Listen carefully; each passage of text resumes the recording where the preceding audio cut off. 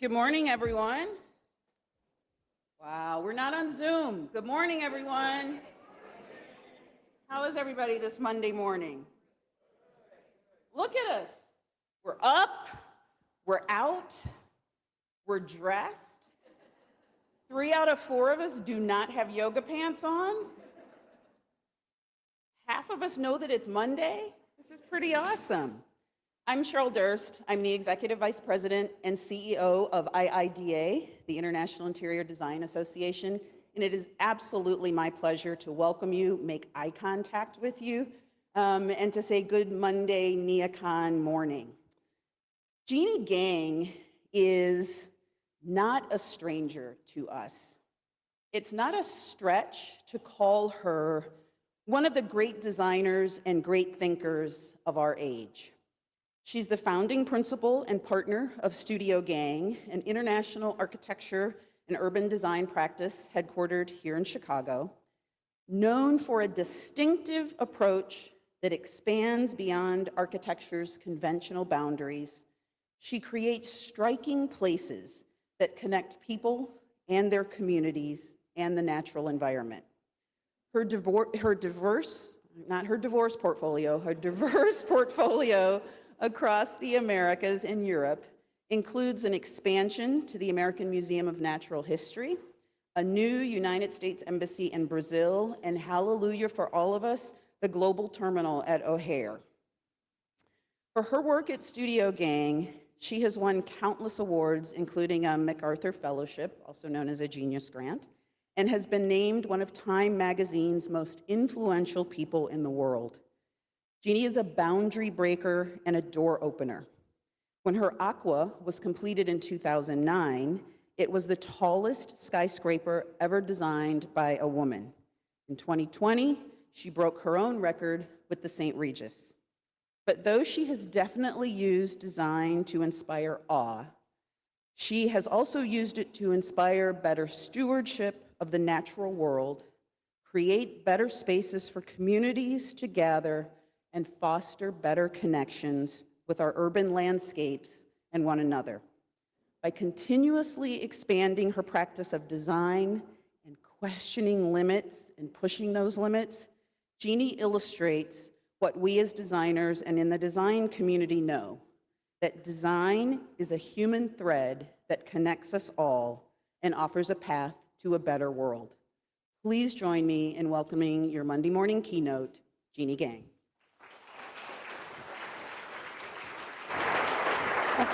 Thanks, Sarah. Thank you. Thank you so much. Wow. Hi, everyone. I'm out of practice doing this. So nice to see you in person. I'm happy to share my thoughts today. I'm really going to talk about public space, and then we'll have some time for Q&A afterwards. First, public space, it's super important and vital to cities, and in the last year, we've seen that more than ever. It's a shared space that we need. And I find many cities are still dominated by roads, which are made for private cars, and they take up a lot of space, and they separate us. They separate us because of their vast amount of space that they need. Of course, roads are necessary. I know that better than most people. My dad was a civil engineer and designed them. But the car space that's needed is something that's creating more distance between us. So initially in the pandemic, we saw a lot of this public space separations happening on the personal scale as well. Benches overturned, spaces being spread out. It's really like this kind of clearing out and foreboding. Discouraging social interactions. But unfortunately, the name for this was given social distancing, and I really think it was meant to be physical distancing, because we still need that social connection. You got this eerie sense that people were like gone, like a apocalyptic space where everything was forbidden, and you see these big empty spaces. Oops, sorry, I have to catch up with my slides. Especially here when you look at the bean, you see that all the spaces that we needed to combat loneliness, to air out our problems, to reduce those divides between us was taken away. I think the public space also is a space of spontaneity and intermixing, and that's, it's one of the solutions that we need to mend our divides. It's not the only solution, obviously, but these spaces help us overcome dichotomies that we have in our society, and they bring us closer together. The lakefront was a place that started to become a spreading out space. While there was social distancing was in place, these are the kind of flexible parks and big open spaces in cities that made it possible to be together still. So during this last year, they were more fully used than ever. I'm sure you all saw that, and activities were happening where people could spread out. The spaces are also crucial for large public demonstrations, an important element, of course, of our democracy, like the protests after the killing of George Floyd. And the pandemic has shown us the importance of flexible, big, open public spaces that add to our resilience as a society. Thanks to the health crisis, we also saw a transformation in transportation. This was just recently announced, over 100 miles are being added to the bike lanes in Chicago, and it happened in a lot of other cities as well. Many of those lanes will be on the city's south side. Recently, I went back to my office for the first time in Paris, and I saw the city was transformed. If you haven't been there, you will be amazed. It's like everyone is on bikes. It feels like you're in Denmark or something. And then you saw balconies being used in new ways. This is a feature, balconies are a feature I've been championing for years. Sometimes it's an uphill battle because there's many reasons why people don't want them on the building. But these really came into focus as a social element during the quarantine, like these in Milan that were used for playing music, or the ones in New York that were used to cheer on the healthcare workers coming back from hospital staff. And I think my slides are a little behind. Or am I going backwards? Sorry, hold on. See, I'm out of practice. When you see the outdoor terraces also being like allowed to go into the public space. This is also from Paris, but the important quality of that shared zone in front of the building. We need more of it, not less of it. And this physical distancing that I was talking about is really showing us how much more space we can use for everyone. But how do we make that space equitable? So this is a question that we continue to work on in our studio. I started out my practice in Chicago, and a little background, I first started, I was doing community centers in Chicago and Chinatown on the south side of Chicago, and that was my practice. And then I created Studio Gang with this idea that we would always work on community projects as well as many other range of other buildings that you might know, like the Aqua Tower, which is balconies galore, I would say. Museums. We're currently working on the American Museum of Natural History in New York, and it's a new wing called the Gilder Center, which is under construction.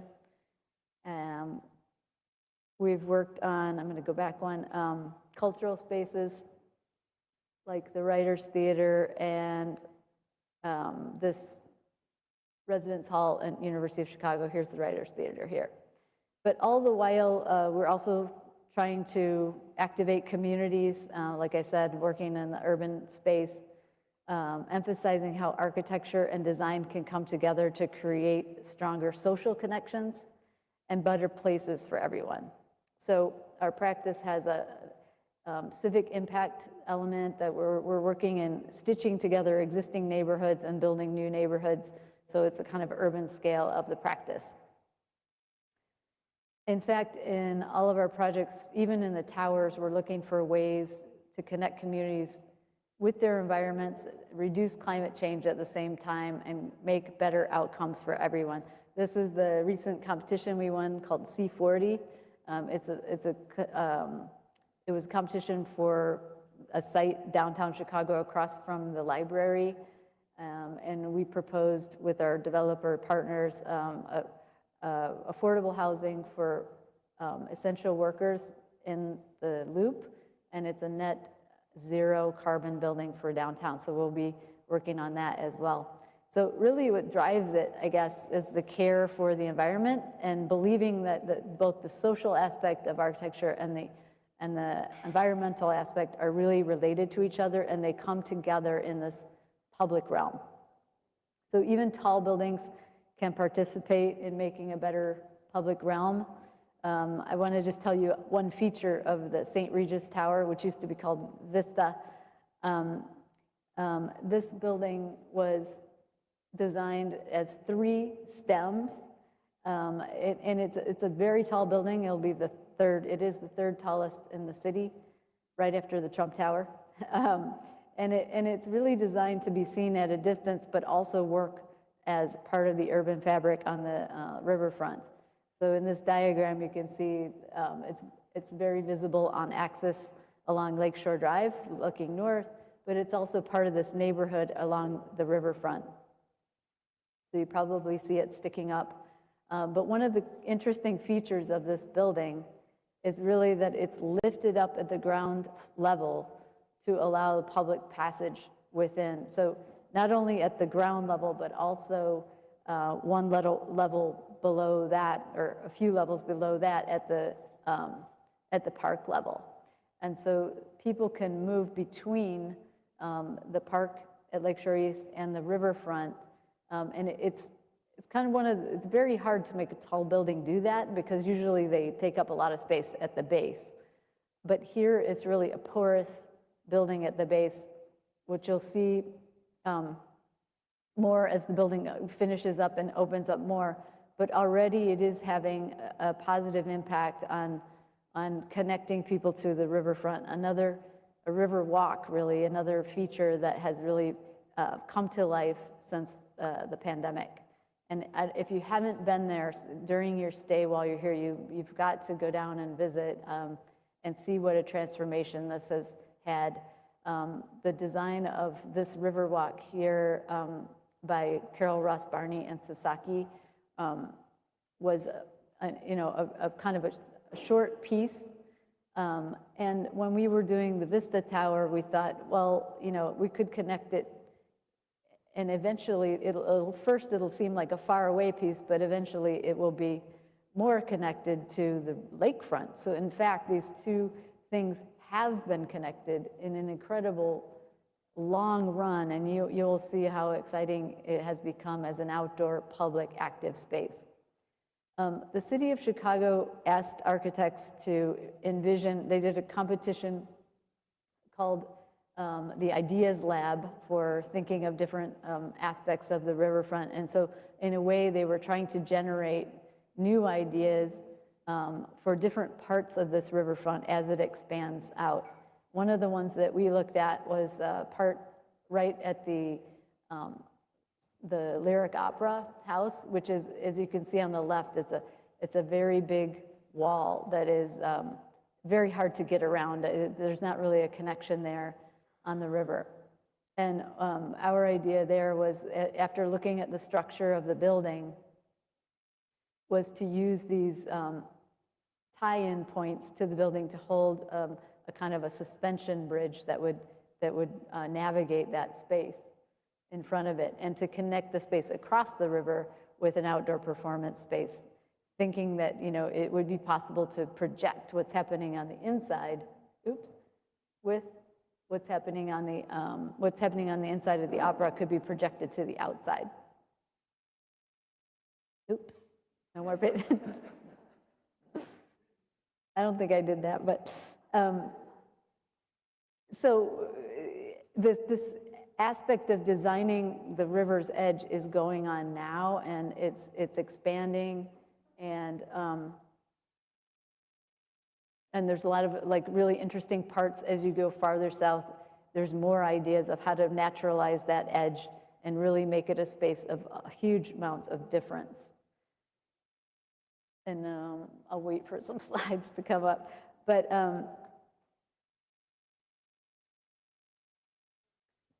yay, okay.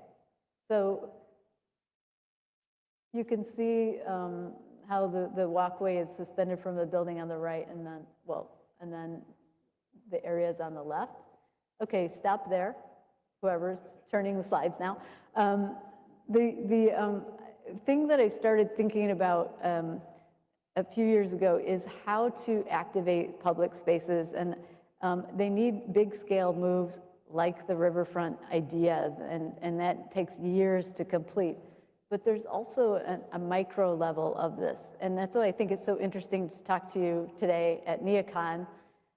It's all about furniture, but what about urban furniture and micro activation? This is an old engraving of, maybe some of you have seen the bucanistas that are, they're bookshops that are perched on the edges of the banks of the Seine in Paris.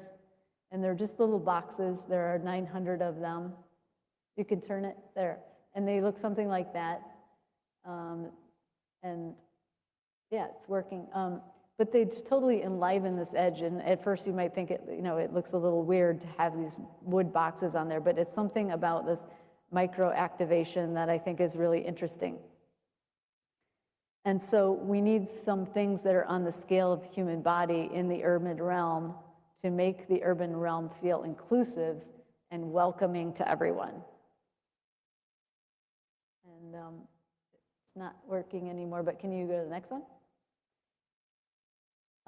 In Europe, of course, you see these all over the place, like fountains. Those are the types of things I'm talking about, this human scale elements in cities.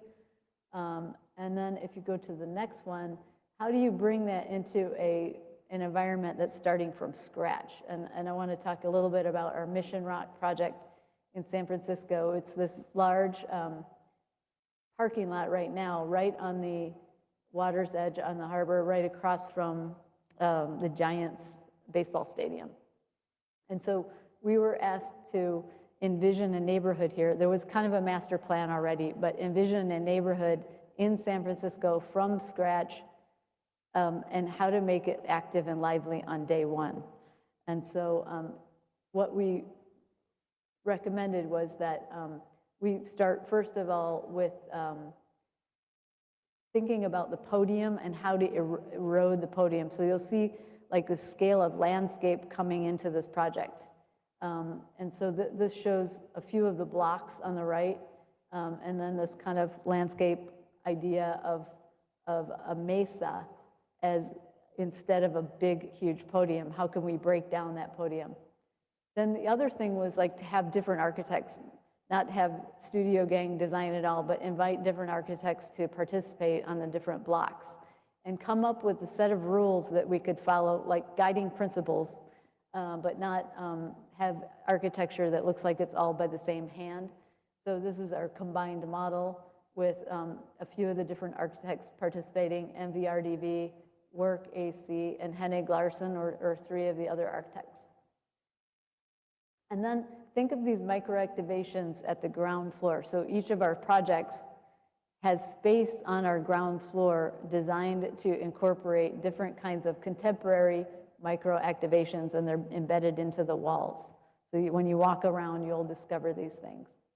And then really have these edges, habitable edges, balconies, in other words, but make it possible for people to be on the outside of the buildings and be part of the city at the same time. So the programs are all different too. It's a little mixed use where there's residential, office, tech space, and then lots of different kinds of retail at the ground floor.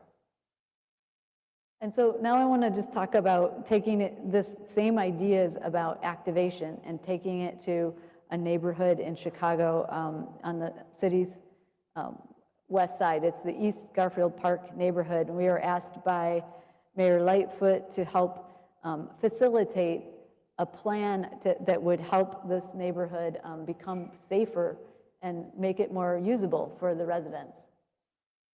And so this is the location where the neighborhood is. And you can see that in this diagram, it's basically these priority neighborhoods that have been identified, which at one point in time had incredible street life. This is shown on the right. You can see the city areas of East Garfield Park before the riots of 1968, when there were some protests, and then there was basically urban renewal that destroyed the fabric of the city in this part of the city. And since then, it's been plagued with a lot of shootings and violence, but at the same time has a really vibrant youth. And so this is one of the priority neighborhoods that we looked at. And in doing this kind of work, it's really necessary. It's not like the Mission Rock project where no one's really living there. There are people living there, and they have really strong ideas about what could be helpful in their part of the city. And this is just a diagram of all the groups that we engaged with in this project to ask them their ideas and to get feedback about what would be needed to make the area more vibrant and safer. And what we have been doing, we've been trying to formulate a kind of set of rules that other architects can use when working in places. And first, it's really identifying what is already there, what are the strengths, and then find out what parts are missing, but also by listening to the local neighbors, and then try to fill those petals in to make a complete neighborhood. And so in this process, we found that there was an area with some existing assets, like a school, but there are also some dangerous areas in between, and to really set and focus in on connecting these dots between these elements, using design and exterior urban design, microactivation ideas to make eyes on the street, to make them safer. And so a lot of the ideas shown in this diagram came directly out of the residents living there. And one of the easiest to pull off, I guess, and most fun ideas that they came up with was doing a roller rink, an outdoor roller rink in the upper left. You can see it here. The city really liked this idea because it was something that we could implement quickly. And in fact, it was something the kids came up with, and they really did it. The city actually opened this summer to activate this empty lot. And the design was done by Site Design Group, the landscape architects, but it was identifying what to build as opposed to like how to build it, which is kind of what we've been working on in our urban practice. Now I'm going to switch scales just to show you a couple other projects. This one being about regeneration and reuse, again on a riverfront in Beloit, Wisconsin. I'm originally from Belvidere, Illinois, which is near Rockford, which is near Beloit. So it's kind of like a project near and dear to my heart. There's a Beloit College up on this hill, and then the Rock River. And the city of Beloit is a kind of classic town and gown. So originally this town thrived because of this power plant built on its banks, a coal-burning power plant that over the years was added onto and made larger and larger. And it was a source of jobs, of course, in the area, but it was also a source of pollution. And a lot of these coal-fired power plants are now, not able to meet the air requirements from the EPA, and they are closing down, thankfully. But then what do you have left? You have some big, large building that can be a blight on the landscape. And so this one being located right on the river, on the Rock River, it took up acres and the kind of like creates a real dead zone along there. But the former power company was able to sell this building to the college to create a new building. The college really needed 3 buildings. They needed a recreation center, a student union, and a health center. And so, but with this building this scale, we were able to get all 3 of them into the same building. That thing on the left hanging off, we removed. That was the scrubbers that were installed in the 70s to improve the air quality. But you can see here when we imagined this, we were thinking about restoring it, but then adding on to it. We have a field house added on to one end, and really using the same logic for adding on in each phase being of its time, and creating one big building and creating a bridge that would connect the two. The track is kind of a loop that ties all the different programs together. It turns out this building is very adaptable for these uses. In fact, if we had to start from scratch, we would never get a building this generous.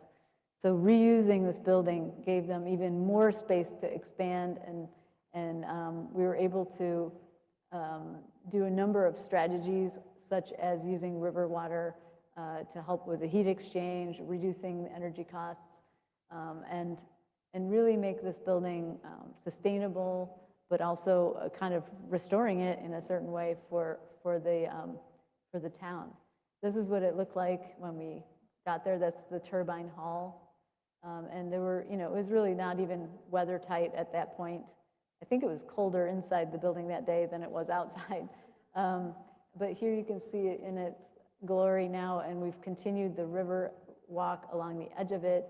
And the building is really functioning as it's a mechanism for sustainability and for accessibility, because you can see the college in this view up on the hill. We're able to bring people over, and using the elevator inside, ameliorate the height difference and make both things accessible for everyone. So anyone can come into the building and use the public elevators to connect from up to down.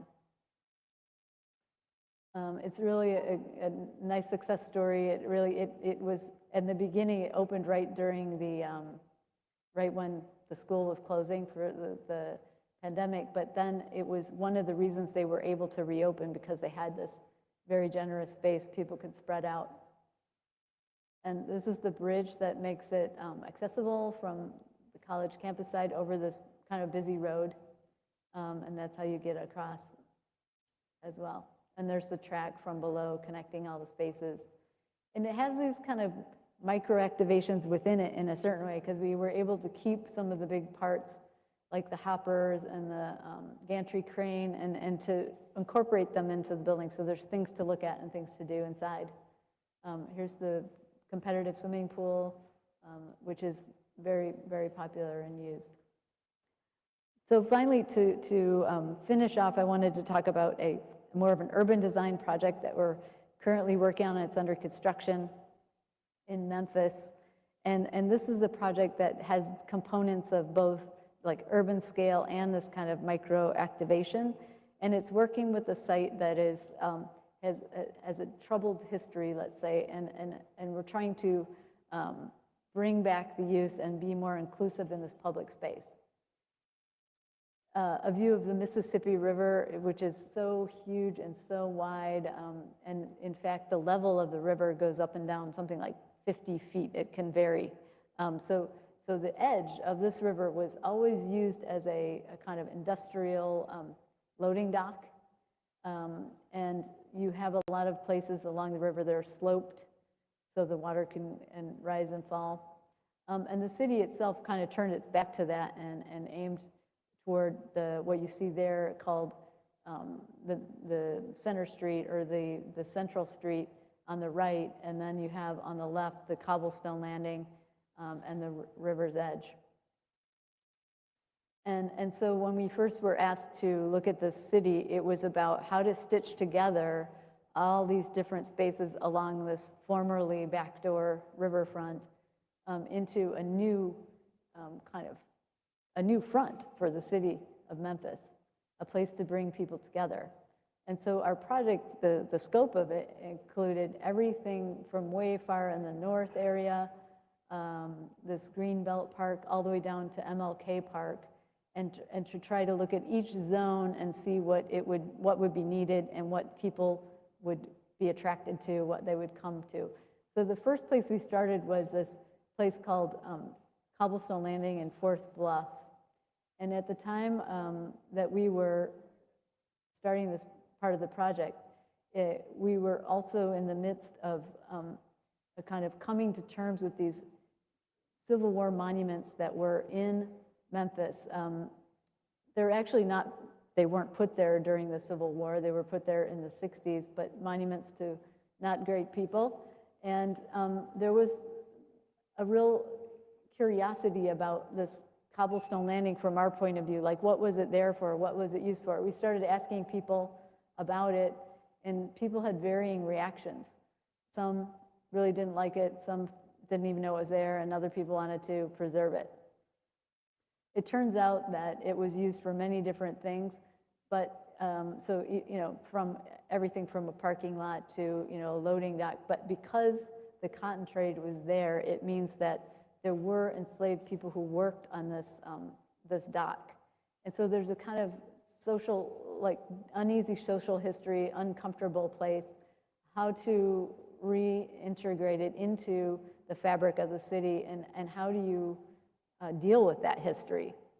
And so what we started doing was to talk to people, and there was Tammy Sawyer, who was leading this group of Take 'Em Down, which was about getting rid of these horrible statues that were there. And we thought about, like, there's so many interesting people in Memphis, why don't we just start asking them what they think about their city and what they need.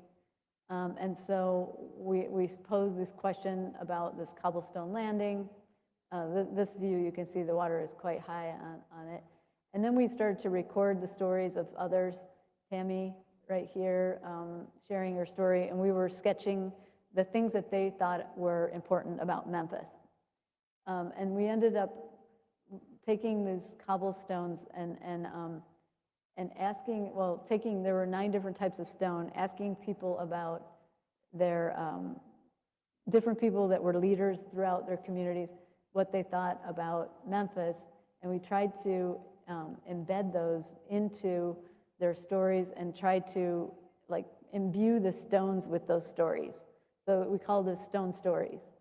And so the idea was that these cobblestones, which we were able to get a bunch of them because there were extra ones, we started to carve into the stones or work with the stones in different ways to represent these stories. And this one, a laminated one, was after talking to an artist who, and these were like ended up being 9 different stones that we'd worked on in different ways.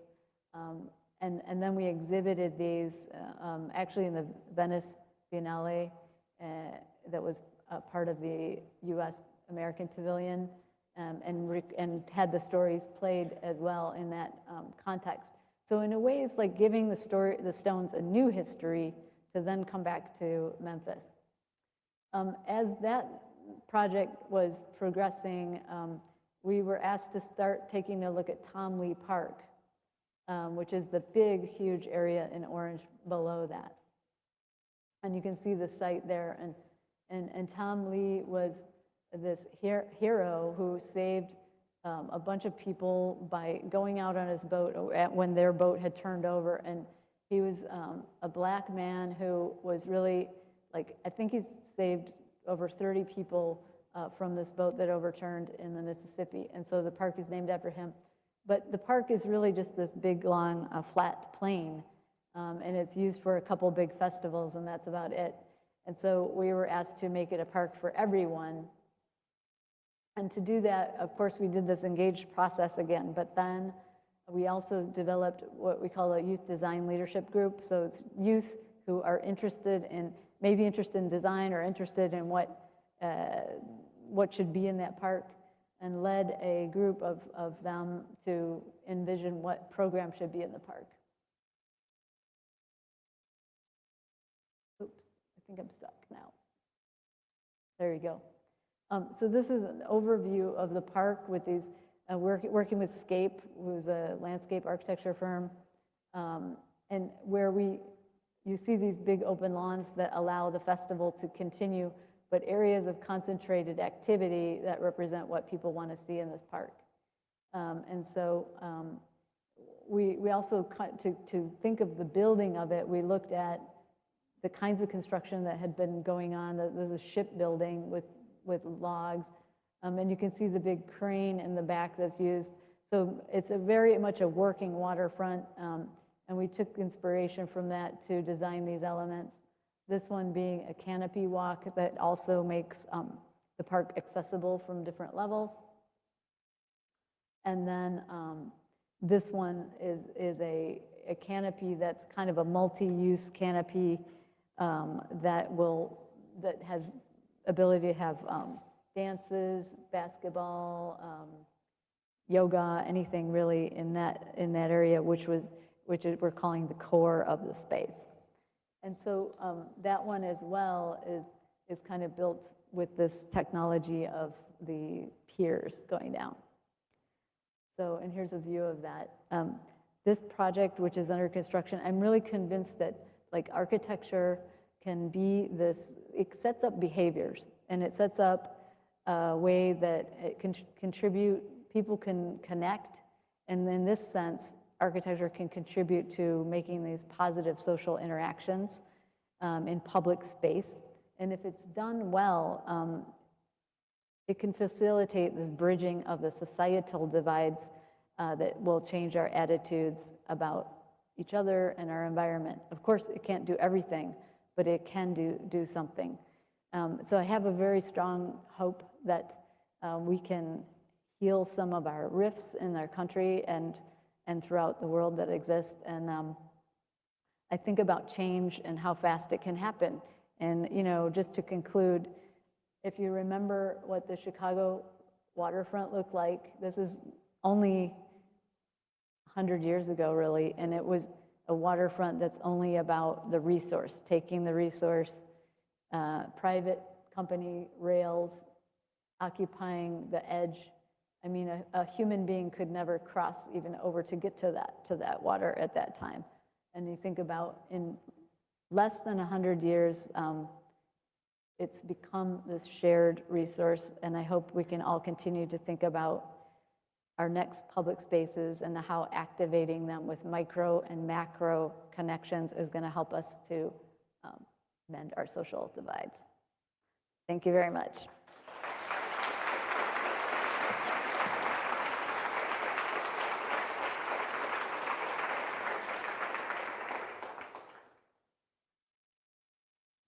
I have take some questions and answer period.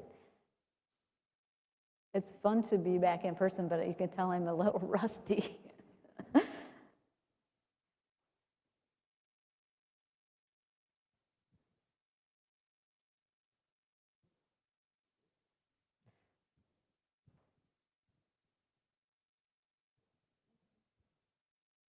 Have you found government officials in the various localities throughout the United States reluctant, or are they happy to entertain your cutting-edge ideas?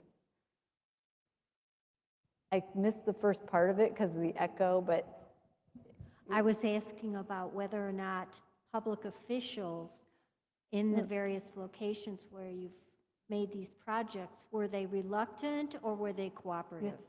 oh yeah, as whether the public officials are reluctant or cooperative. You know, public space is often contested space. And so we rely on exactly that, the public officials, the people who can set the rules to make change. And for example, in Memphis, you know, is really a change that was very difficult because the grounds were previously, even you saw the picture of them, nothing is there, but it was highly used by 2 festivals in the city, and they didn't want to share it, you know, with anyone else. And it was a long process to make sure that they could be accommodated, but also to, you know, thankfully the city and the parks spearheaded this and really were behind it 100%. Otherwise, it would never happen. But there was a process, and we had to, you know, go through that process and come to an agreement with the festival that was using it, that it would, you know, it would still be able to be used by them, but now would be much more inclusive kind of public space that could welcome people and do different activities. The Astor Gates is also working there, doing an installation in the park. We have Scape, the landscape architects, and then, you know, these ideas that are all about, you know, bringing more diverse people from Memphis down to the waterfront, which was previously, you know, like I said, it was just thought of as a loading dock, pretty much. So it's really going to change Memphis. You can already see it happening. And it wouldn't happen without, you know, the city being behind it. You could say that about the Chicago Riverwalk as well, frankly. It's got to have support.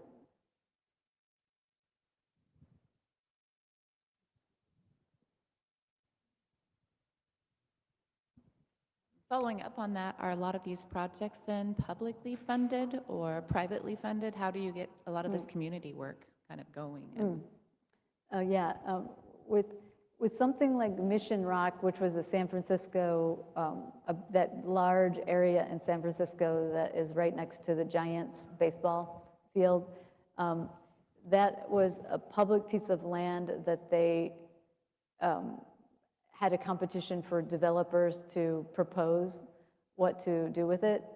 And so it's all the financing, of course the land was public, but then the developer is paying something for that land for the right to develop it, but the city is still very involved in what is acceptable or not. So the city kind of laid out a framework plan to start with, and then it was up to, in that case, a private developer and the Giants, who also own some of that land, to, you know, come together and propose something that works for everyone.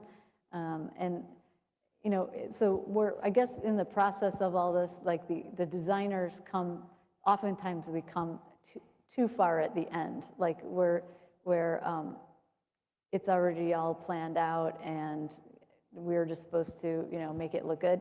but what we've found is we're much more effective if we can be in that planning stage, because our architecture is like this trigger to, it gets people, the physical part of the building or the installation or even the micro activations, that's what gets people engaged and excited. And, you know, these plans sometimes can go on for years and be in books and sit on shelves.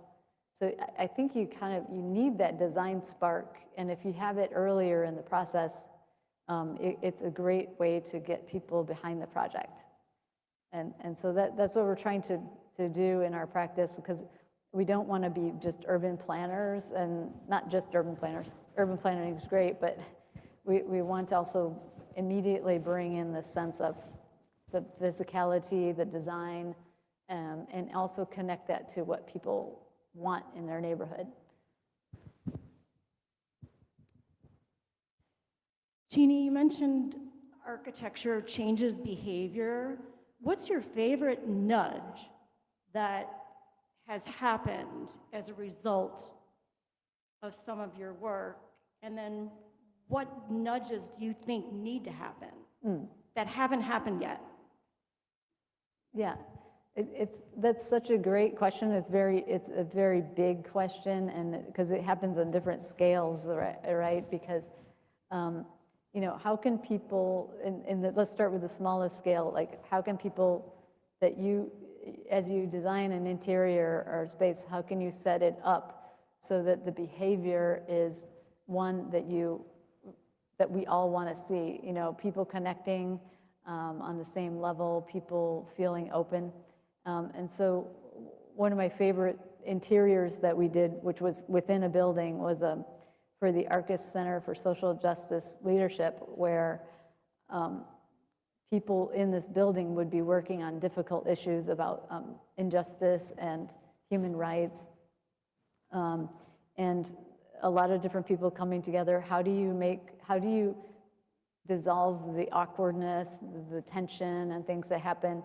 And we studied for that, like, there was no precedent for a social justice center. So we looked at community meeting houses, and lots of them are centered on food preparation. Sometimes they're centered around a fireplace or water or one of the natural elements. And then we incorporated these into the interior of the design to help break down these barriers. Food is just great for breaking down barriers. And so having the ability to prepare food, share food, and that in spaces is something that can really help make it a social space, a collegial space. So that's one on that scale. And I just point to behavior on, I would say, like, thinking about how people use urban space. I'll talk about the Riverwalk again, just because, and it, you know, it's designed by many people, one of them, Carol Ross Barney, but this city support as well. Just the way people are behaving, acting, enjoying it, it's different than any other part of the city that I've seen. Like, you know, it's different than Michigan Avenue. It's different than State Street. And it's different than other parts of the lakefront. There's something about the way that people are strolling on it. They're kind of, some people are dressing up a little bit more than they would, and there's kind of a theatrical aspect to it. So, and I think that's really interesting to observe. I love watching people and how they act in space, and that, I think it's really an important part that we all need to do as designers, is kind of go back to our projects and look at how people are using them, and see how they're acting, how are they connecting. But these design elements really do have an impact. One more example, we designed this nature boardwalk at Lincoln Park Zoo, and it's, everyone, you know, it was really about, like, supposed to be about designing a pavilion, but we ended up seeing that it's about the whole place, you know, and what we did was work with ecologists. We, like, ripped out the edges of this pond and made the pond, like, much deeper, 20 foot deep instead of 3 feet deep, to encourage habitat. And it's like putting people and nature in such close proximity, right in the middle of the city. And it's amazing how it has totally changed that area, and it's become this beloved place to go that's so different than it was before, when it was a concrete walk around a grass lawn with looking at like paddle boats in the middle of it. And now it's like this incredible, vibrant thing. And one of the behaviors that it encouraged was to inspire the zoo to start this urban wildlife program to study how urban wildlife exists. And they actually have a whole department doing that now, and we're working with them on some of our green roofs as well. So yeah, it really is about how you can change things with that behavior and design.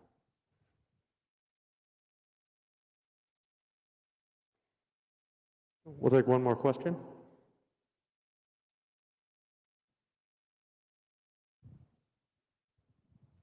Thank you.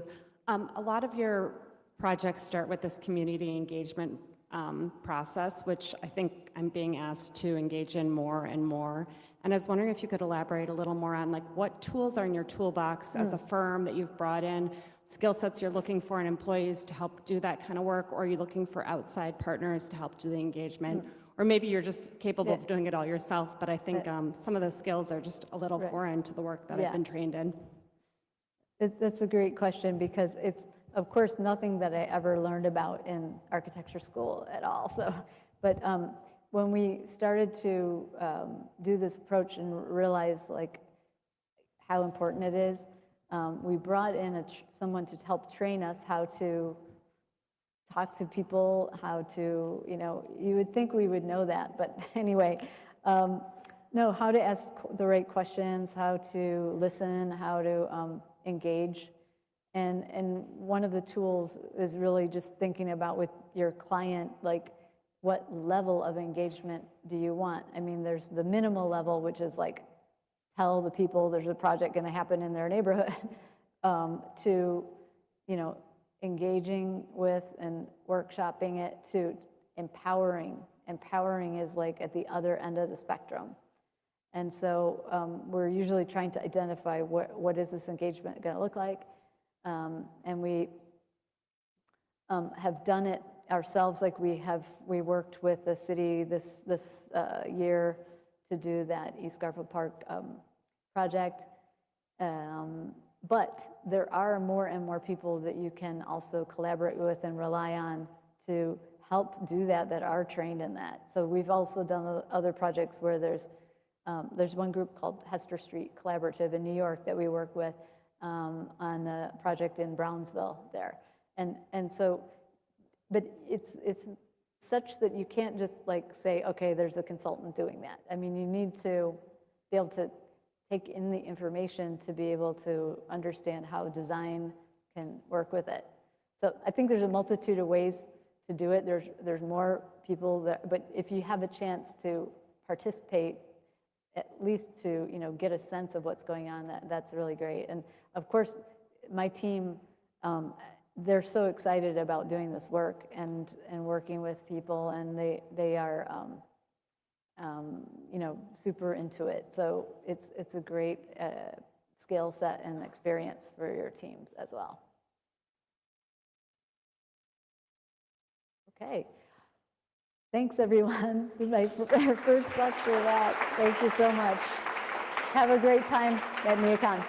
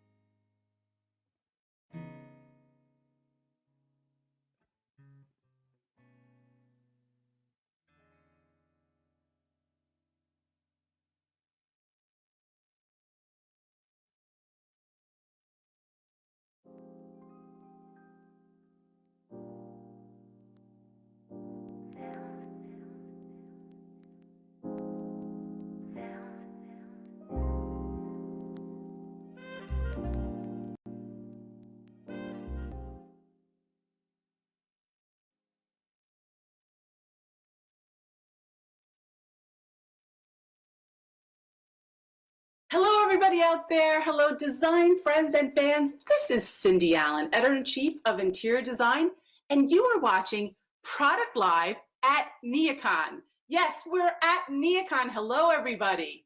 And whether you're seeing us on the jumbo screen right now on the stairs, hi guys, or on your phone as you race around the mart, what you are going to see is the latest new product you need to know about.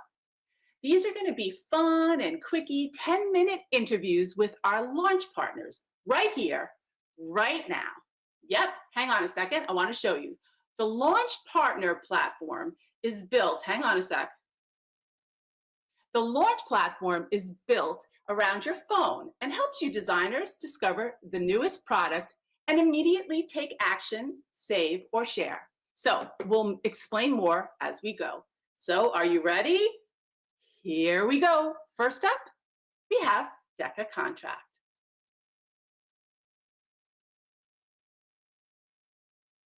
And with us today is our good pal, John Fishbach, the president of Decca Contract. Hi, John, how are you? I'm well, and you? It's so great to see you.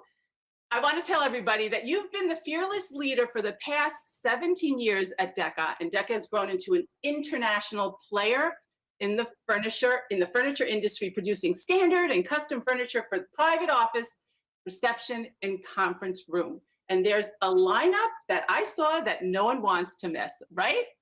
Right.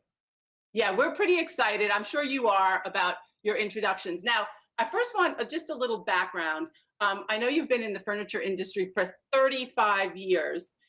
Where did you start your career? I started working for an independent rep in Minneapolis. And it grew from there? It did. I worked for another independent rep and then eventually into full on the manufacturing side. Look, I remember when Decca came onto the scene at NeoCon, and I remember a collection by Lauren Rote, and I was very impressed then, and you guys have grown and are an amazing company. So congrats for all of that. Well, we had some great support. Lauren Rote and Brian Graham were early on supporters for us with both product and showroom design, and we were very, very fortunate to have them in our company. Yeah, absolutely. Because I remember it was sort of like, oh, they're serious. You know, when you bring Lauren Rote into the equation, you're serious. Okay, so we want to talk about products. We want to show everybody out there your new lineup, which is very exciting. So how about we do it this way? Since I know the names, we'll start and we'll kind of play this game and you can like take us through the lines, okay? Certainly. All right. So we're going to start with some gorgeous credenzas. And now I say, I am all wrapped up in Cloak. So tell us about Cloak.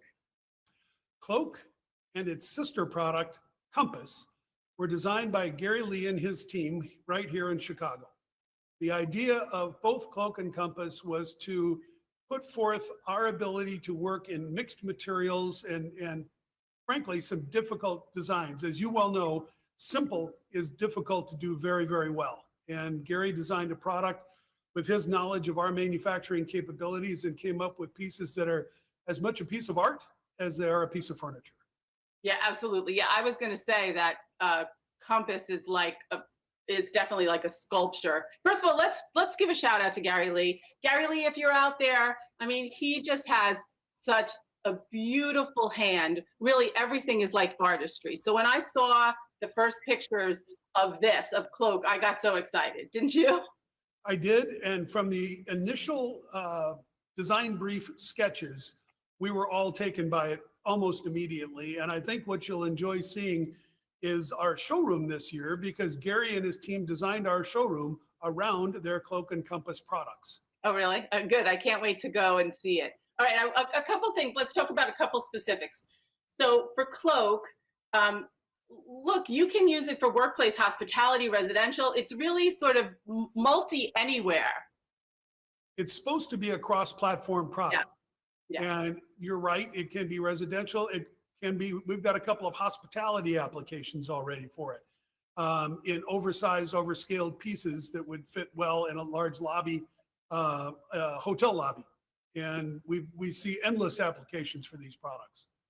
Yeah, you know, first of all, as an editor, when you kind of see like color and pattern on a simple object, which by the way is not always so simple to do, we were like, oh, wowed, right? And then then I saw this these gorgeous corners on Compass and that ribbed detail. And look, I'm smitten by both, I have to say. Well, and it's interesting. Your point is well made. Something that's extremely simple will quickly show any inadequacies. And so these pieces can't be done as a mass production item. They're built one at a time by craftsmen, by hand, and they show that detail when you see it in person.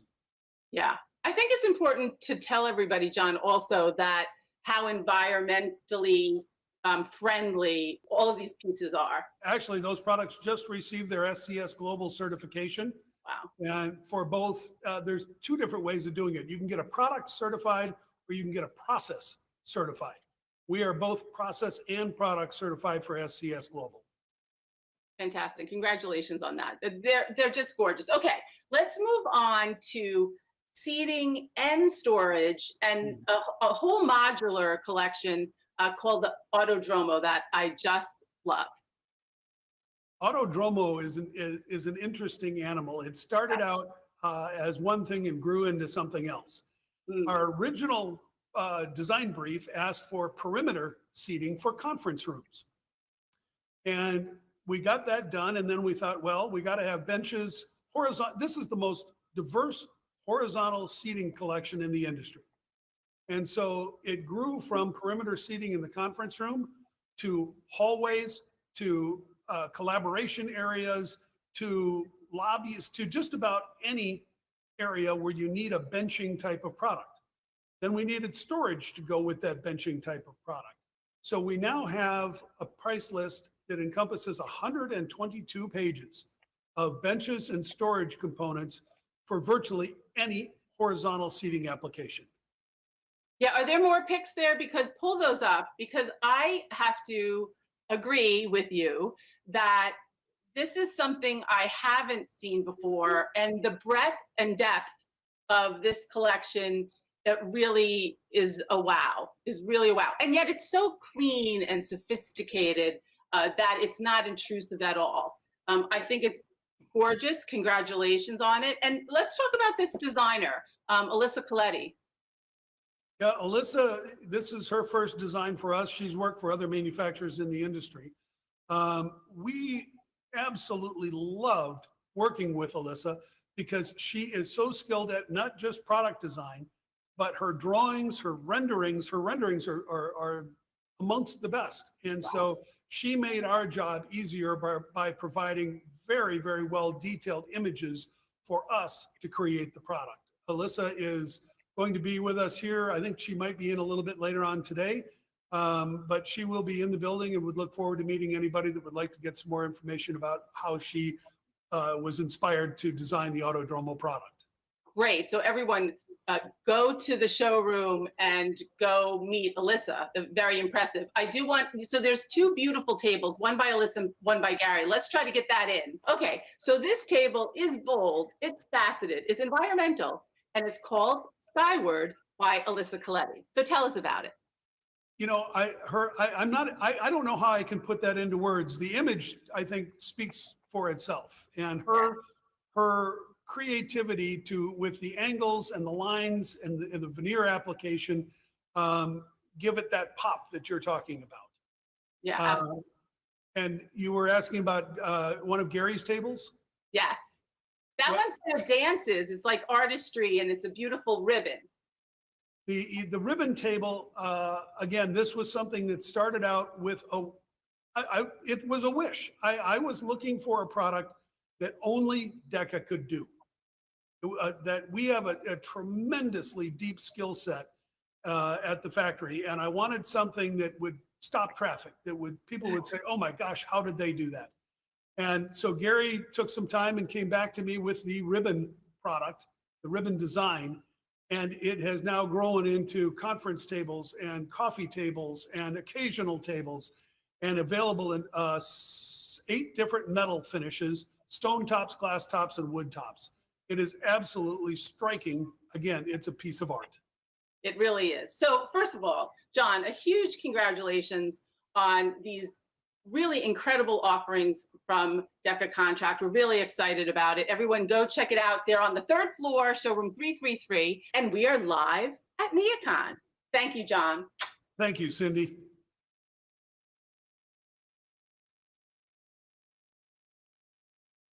Hello, hello. I am Helene Oberman, Managing Director of Interior Design Magazine, and this is Product Live at NeoCon. So, our next launch partner is Lindsay Waldrop, Vice President of Marketing for Crossvile. Hi, Lindsay. Hi, it's so good to see you. So good to see you and so happy to be at NeoCon. So, we are here today to discuss color blocks, which I know is a long-standing product in the Crossville portfolio. But Lindsay, why did you and the team at Crossville feel like now was the right time to revamp it? You know, we have done a little bit of updating through our line throughout the last couple of years, and Color Blocks 2.0 is no exception. This line has been a mainstay for us, and that's one of the things that architects and designers love about Crossville. We're not quick to drop and add different products so that if a specification for a commercial job takes 2 or 3 years, you know that it's still going to be in our lines. That said, technology has evolved, sustainability has evolved, color trends have evolved, and it was time for a little refresh. And with everything that's been going on in the last 2 years, we need more positive, bright moments in our lives. And a lot of the color trend reporting has shown that. And Color Blocks 2.0 brings that to you in spades. Okay, so once again, this is Color Blocks 2.0. So how has this line progressed from its original version? You know, it offers new colors, of course, a few new sizes. So 18 by 18 was as big as you could go with the original Color Blocks. We've dropped that size and gone even bigger because that's the trend.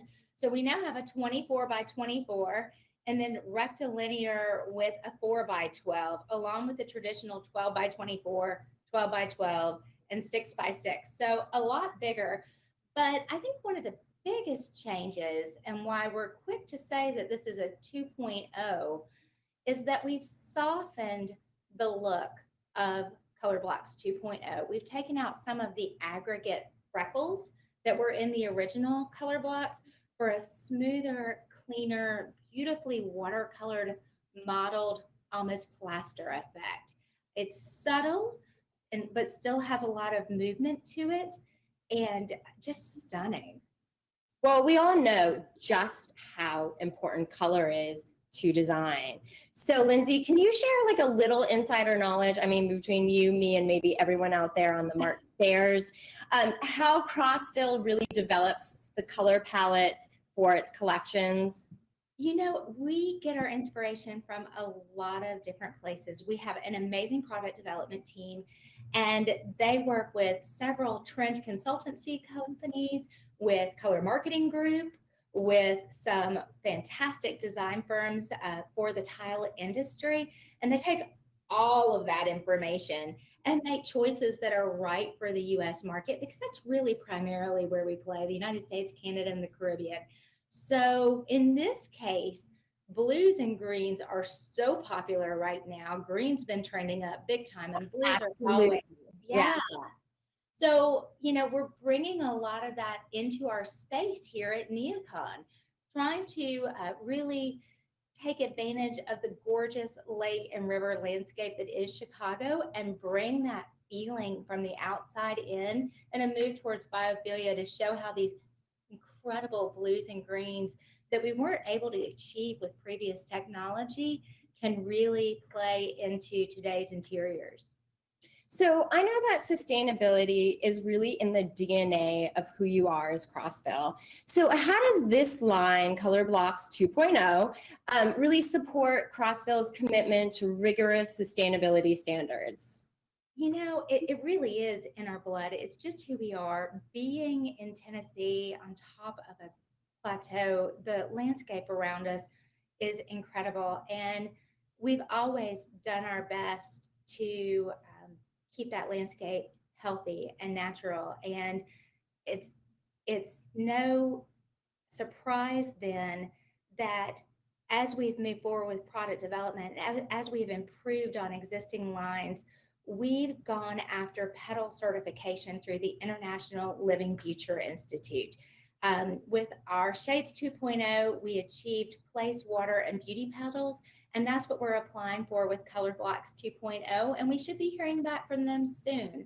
So this is just another example, along with our EPDs and HPDs and Green Squared certification, that the design community can be confident about what they're selecting and that it's great for the environment. Well, actually, I want to kind of go back to the landscape that is around the Crossville campus, because this year you're looking towards the theme of biophilia for how the brand is being presented at trade shows, including NeoCon. So really, how does Color Blocks 2.0 align with this tenet of biophilia? You know, I love the colors that are within it, and I love that they're all inspired by nature. When we were at HD a while back, we were able to incorporate the sand, clay, and cayenne colors because they feel very much part of the American Southwest. Prior to that, when we were in Florida, bringing back some of those brighter blues and greens really evokes the landscape of the coast. So what I love about this line is that wherever your projects are, there are colors from nature that immediately relate to your project's location to make it almost feel seamless when you're coming from the outside in, or when we get back to long meetings in the offices, you hopefully won't feel quite so hemmed in when you come back to the office. So, Lindsay, Crossville just launched a trend lookbook, and I was actually curious, what are some of those interesting trends that designers can find in it? You know, well, biophilia is one of those, and definitely the greening of our indoor spaces, and more than that, our love of nature. I think a lot of our time spent out of the office has really allowed us to reconnect. You know, when we were in our offices forest bathing, and our inability to get out in nature was a big thing. Now we can get out, we can walk out our front doors, we're not as hemmed in, but we're very, very virtual. So another trend is touch points, because in a virtual world, you still want to touch and feel all of your textures and surroundings. So anything very nubby, very sculptural, very woolen, like rattan and big chubby rope poofs are going to be part of that trend. And on the flip side, the 70s are back. And I actually do remember the 70s. It was a great year. I was born in that decade. I have looked back at some childhood pictures lately, and I'm like, oh, that is in style. Now, I think I saw that on somebody at a music festival a few years back. And but they're back, and they're back in two different ways. They're back in that kind of bohemian spirit, Stevie Nicks scarf kind of way. So again, papasan chairs and the textures coming into play. Annie Hall, that sort of thing. And then they're back in that fantastic Studio 54 bright glam disco ball the way. And it's kind of a dichotomy. Mm-hmm. I think it's really interesting in design when you start to see the two play together. I mean, who says you can't have rattan and a disco ball in the same space? So, well, you know what? It's really funny because I think a big overarching theme we've also heard about from people just in general and designers is it's all about personalization. So who can't have rattan and a disco ball? Exactly. And so my love in design is when we take these trends, I love to see designers turn all of these things on their head or incorporate them in their designs in ways we don't expect. That's what makes the industry so exciting. When people use our products in ways that I might not expect when I'm planning a photo shoot, I get thrilled with that.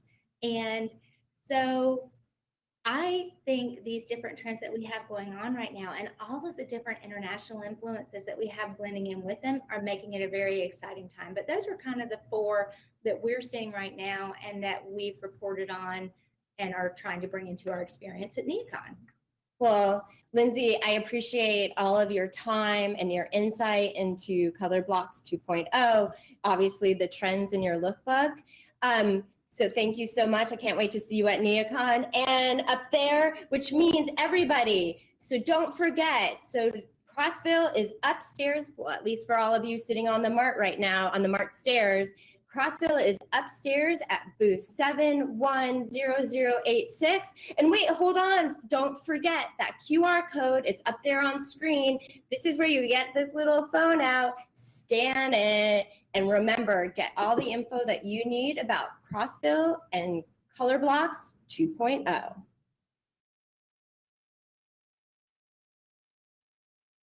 Hello, hello. This is Product Live at NeoCon. So I am here today with Sean Green, Vice President of Product and Marketing for Safco. Welcome, Sean. Hey, it's great to be here. Thanks. Okay, so our audience is quite broad out there, as I can see from the Mart stairs. And I would love for you to give us a little insight. Who is Safco and what sets you apart from other manufacturers?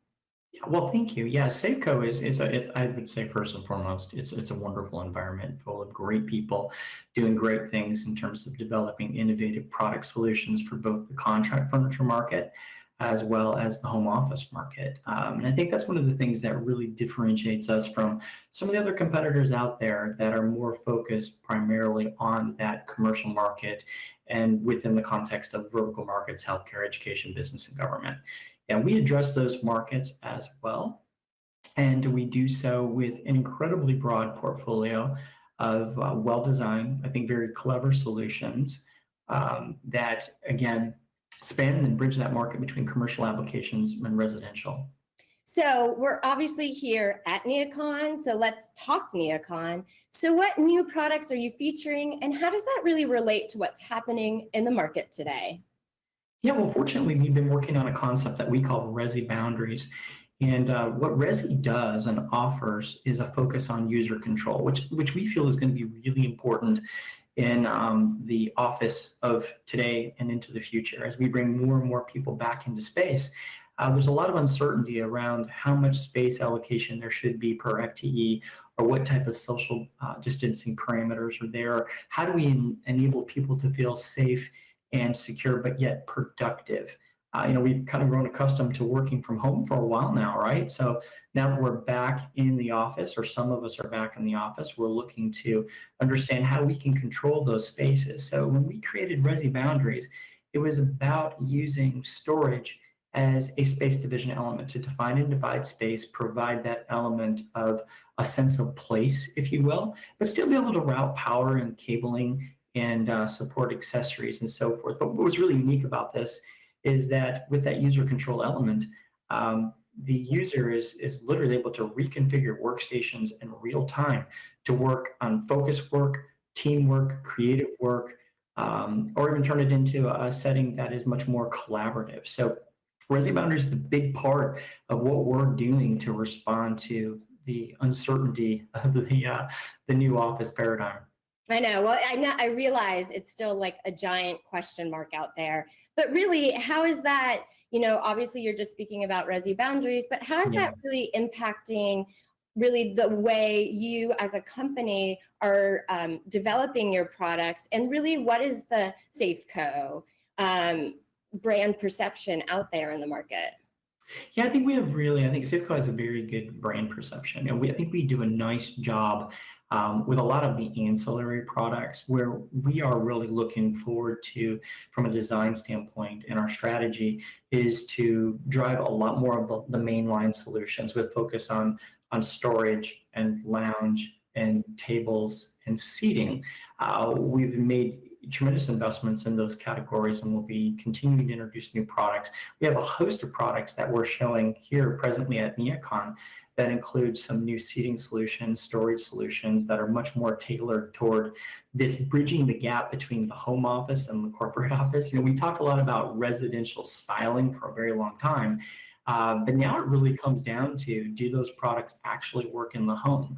And so from a design standpoint, that's one of the objectives that we have, is to ensure that our products are properly scaled and designed to be able to span both that commercial market as well as the residential market. Well, I realize no one always likes to call out what their favorite is, but Sean, is there anything specifically at NeoCon that you're really most excited about? Yeah, I would go back to Resi Boundaries, and that's one of those products that I think has come along at the right time in the right place, and we were able to respond very quickly to what we're seeing in the markets. I'm incredibly proud of my team. I've got a team of engineers and designers and product managers and support and through operations throughout. Everyone at Safco rallied behind this idea and made it possible. And I think that's the thing I'm the proudest of. We're able to work on this idea, bring something differentiated and innovative to the market, and do it in some instances from remote workstations all the way to the sort of limited office participation. But we made it happen, and I'm really proud of that. So, what's next for Safco from a brand and product perspective? Yeah, I think you'll continue to see the Safco brand evolve. I certainly want to see it become a bit more sophisticated, and meaning that more application focused, more comprehensive from a product standpoint, really application focused to be able to address the education market as well as the corporate markets. And do so in a way that brings three things. One is, what's the big idea? What are we doing that's different?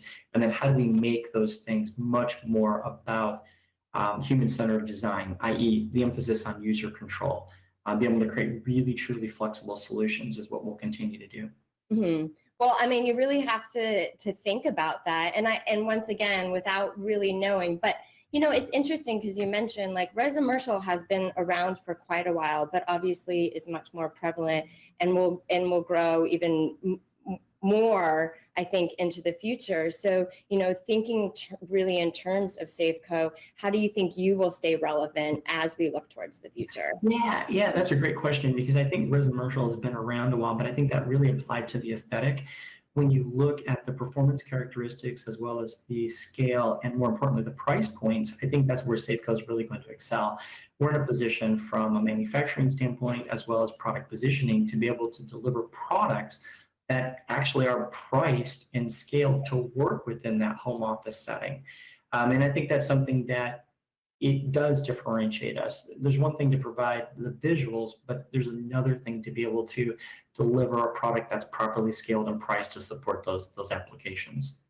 Well, Sean, I really appreciate your time and your insight today. And for all of you out there on the Mart stairs, just remember when that QR code comes up, grab your phones, scan away, learn more about Safco, and of course, please make sure to check out their showroom 1147.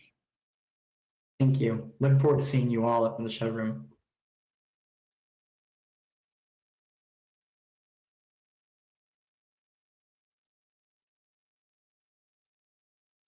It's Helene Oberman again, Managing Director of Interior Design Magazine, and this is ProductLive at NeoCon. So our next launch partner is Owen Seary, Public Relations Manager for Formica Group. Hi, Owen. Hi, Helene. How are you? So good to see you. It's so good to be back and seeing people again in person. I know. I think everyone's excited to be here at NeoCon. So, well, getting started. So for more than 100 years strong, Formica has become such a household name. But it's really important for the design community, especially all of you out there on the Mart stairs, to know that Formica is a full solution provider for surfacing materials. And that really is your overarching theme for NeoCon, correct? Yeah, it really is. People know us as the inventors of laminate, and that's what we are. We did it in 1913, 108 years ago, but we're so much more than just a laminate company. We have so many diverse product lines. And so our NeoCon booth theme is really whatever your surfacing need, Formica has a solution for you.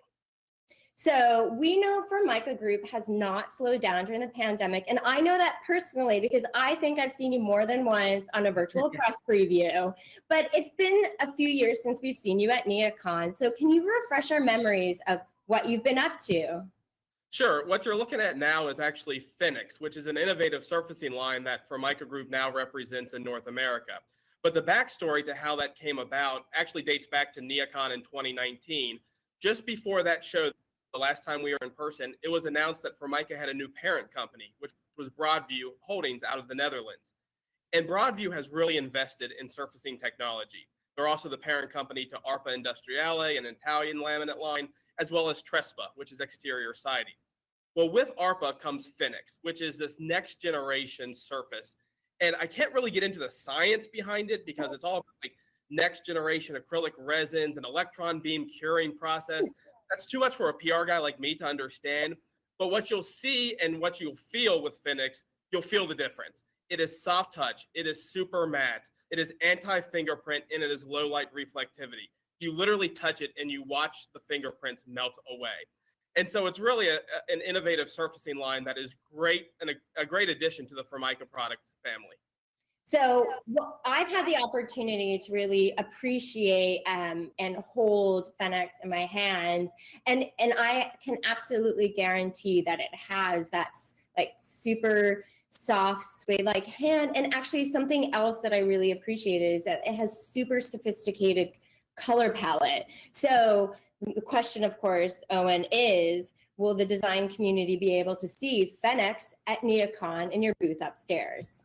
Absolutely, and you're right. It really is Italian design with a little bit of North American logistics now. But yes, it will be at our NeoCon booth along with a full suite of Formica products. You know, obviously our traditional HPL, but some of the other products that you're seeing on the screen now. We designed the booth to really represent that theme of no matter what your surface is, we have a solution for you. Okay, so of course, Owen, that's your cue for reminding us that Formica is more than just laminate. Yeah, exactly. You caught me, right? We are more than just laminate. Again, we made our bread and butter with laminate. It is our #1 selling product. We will continue to sell it in more than 300 colors, patterns, and wood grains. But there's so much more there. On the last picture, you saw Hardstop, which was a decorative protection panel used with a fiberglass core to protect walls in high volume commercial environments. What you're looking at here is our solid surfacing product, Everform. And Everform is truly a non-porous surface, so it is easier to clean. It doesn't harbor some of those chemicals and bacteria that other surfaces may. And so Everform has become increasingly popular in these now COVID times. And then, of course, we also have our Deco Metal laminates line. So if you need to add a little bit of shine or style to your product, our Deco Metal laminates are a great option as well. So something I've learned over this very crazy last year of the pandemic is really to appreciate those sort of cherished items and mementos that I have. And it's interesting enough that for Formica, we are seeing a return to some very iconic products like ColorCore. Yeah, you're exactly right. It's hard to believe that ColorCore was introduced all the way back in 1982. So it is almost to its 40th birthday. And there's a picture of one of the initial applications or integrations of ColorCore as like a Neapolitan ice cream, which is just absolutely stunningly beautiful. But we continue to service this line. We continue to sell a lot of this line. And what it does, ColorCore, instead of showing that brown craft paper edge that is typically associated with laminate, it dyes the craft paper into the color of what the top surface is. So you no longer have that brown edge line. And it's really great for, you know, environments like education or hospitality, where you need a little bit of added design or style touch. So ColorCore, again, 39 years it's been in our product family, and we're happy to showcase it at NeoCon again this year as well. Well, actually, Owen, if you don't mind speaking to this image, because this is actually some of the interesting things that, you know, Formica does with their design partners, right? Is like let them play a little and create things like this, you know, little postmodern ice cream sculpture. Yeah, absolutely. And it's been throughout our history, it's been great to engage a lot of designers for different projects. So you see the Neapolitan ice cream here, but we also, a few years ago, actually it's been, I guess, 12 years ago now, we engaged professional architects and designers like Zaha Hadid to design pieces of furniture that you can build with Formica laminate. And so while Formica is known for being a countertop material, it goes so far beyond just the kitchen countertop, right? It's used in furniture, it's used on walls, it's used as windowsills, it's used, we have writable surfaces now that can be used in conference rooms. So it really explores the full range of surfacing options. And by tapping into the world famous designers that we have in the past, we get these beautiful pieces that we can continue to showcase year in and year out at NeoCon and other shows. Oh, and let's not forget about the students, correct? Yeah, exactly. So this is actually we're launching our 5th year of the Forum Student Innovation Competition, where we've asked them to take on that challenge as well of designing a piece of furniture using Formica laminate. So we actually have 2 winning designs at NeoCon this year. You can stop by and see those, but we're also engaging students next year. And since it's our 5th anniversary, we decided to tie into that traditional anniversary gift of wood. So we're asking students to design a piece of furniture using one of our wood grain laminates, and we'll showcase the winner of this year's competition at NeoCon next year. Ah, I can't wait to see it. Well, you know, I know you always have such a great breadth of products, but it's kind of funny because you guys actually never stop. And you happen to have just launched something very new, very relevant, and very on topic for health and wellness, correct? Yeah, you're exactly right. And we haven't stopped. You know, like everybody, we had a slowdown through the global pandemic, but we're ramping back up, and we're excited to launch our new antimicrobial collection, which will be seen publicly for the first time here at NeoCon. And really, as people become more concerned about the cleanability of their surfaces, this antimicrobial collection, which comes in 20 of our top solid colors, patterns, and wood grains, really allows designers to specify with confidence that their surface is not going to harbor, you know, those odor and stain causing microbes. And so when you're talking about healthcare, when you're talking about education, any environment where cleanability is hugely important, which is everywhere now, this antimicrobial collection is a perfect fit. It's so top of mind right now. Well, Owen, thank you so much for just that little insider sort of insight into some of the things that people are going to be seeing upstairs at your booth at 74022. And of course, for everybody out there, when this, QR code, I think it's coming up on screen right now, make sure to grab your phone, scan it to learn more about Formica Group and all these product offerings. Thanks, Owen. Thanks, Helene. We really appreciate it.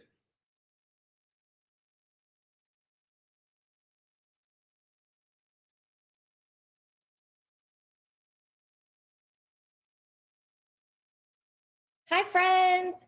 This is Helene Oberman, Managing Director of Interior Design Magazine, and this is Product Live at NeoCon.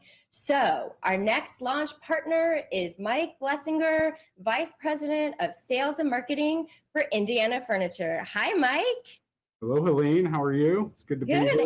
I know. It's so good to be at NeoCon. So excited. So, Mike, let's dive right in. So, thinking about the creature comforts of home, which, first of all, we spent a lot of time there, but we also know is seeping more and more into our commercial spaces. You're actually launching a new collection at NeoCon called Plush. And of course, the name says it all. So what was the inspiration for this new collection? Well, a lot of what you just said, but it really started out pre-pandemic where we knew there was a movement toward more comfortable, more residential looking products, but also a really big gap in the functionality of the products that were getting used, the quality and things like that. So really we started the process of thinking about how does Indiana Furniture do what we do, which is a broad system of products that are very flexible, and how do we integrate what we do so well in that arena into a nice new lounge piece that fits that presentation that people are looking for and the comfort and all those other things. Well, we know that residential is an ever-growing trend, I don't see it stopping anytime soon. But Mike, what was really the impetus for the launch of Plush, and was the collection developed as a solution that you saw as a specific need within the market? Yeah, a couple of things there. The first, the need really was to make sure commercial users of furniture were getting the level of product they needed, and then also the level of quality, flexibility, all those things that go along with commercial grade furniture. We heard a lot from clients, dealer partners, designers, that really they're buying a lot of things, buying them from a lot of different places with not a lot of backup to them. So, as a contract furniture, office furniture manufacturer, we really wanted to try and bring some of those needed elements of a product design to the commercial user. And I think we've done a really good job here. Well, I also know something that's really big about plush is that it's all about flexibility and agility, and those seem to definitely be the buzzwords when it comes to how new commercial spaces are going to be designed. But we know, and I know you guys know, that designers love to customize, and this new collection has so many different options, from piece selection to fabric options and finishes. I mean, basically a designer can have their own unique plush. Yeah, indeed. And there's no doubt that that went into a lot of the thought behind it and the design that went into it. The flexibility is key.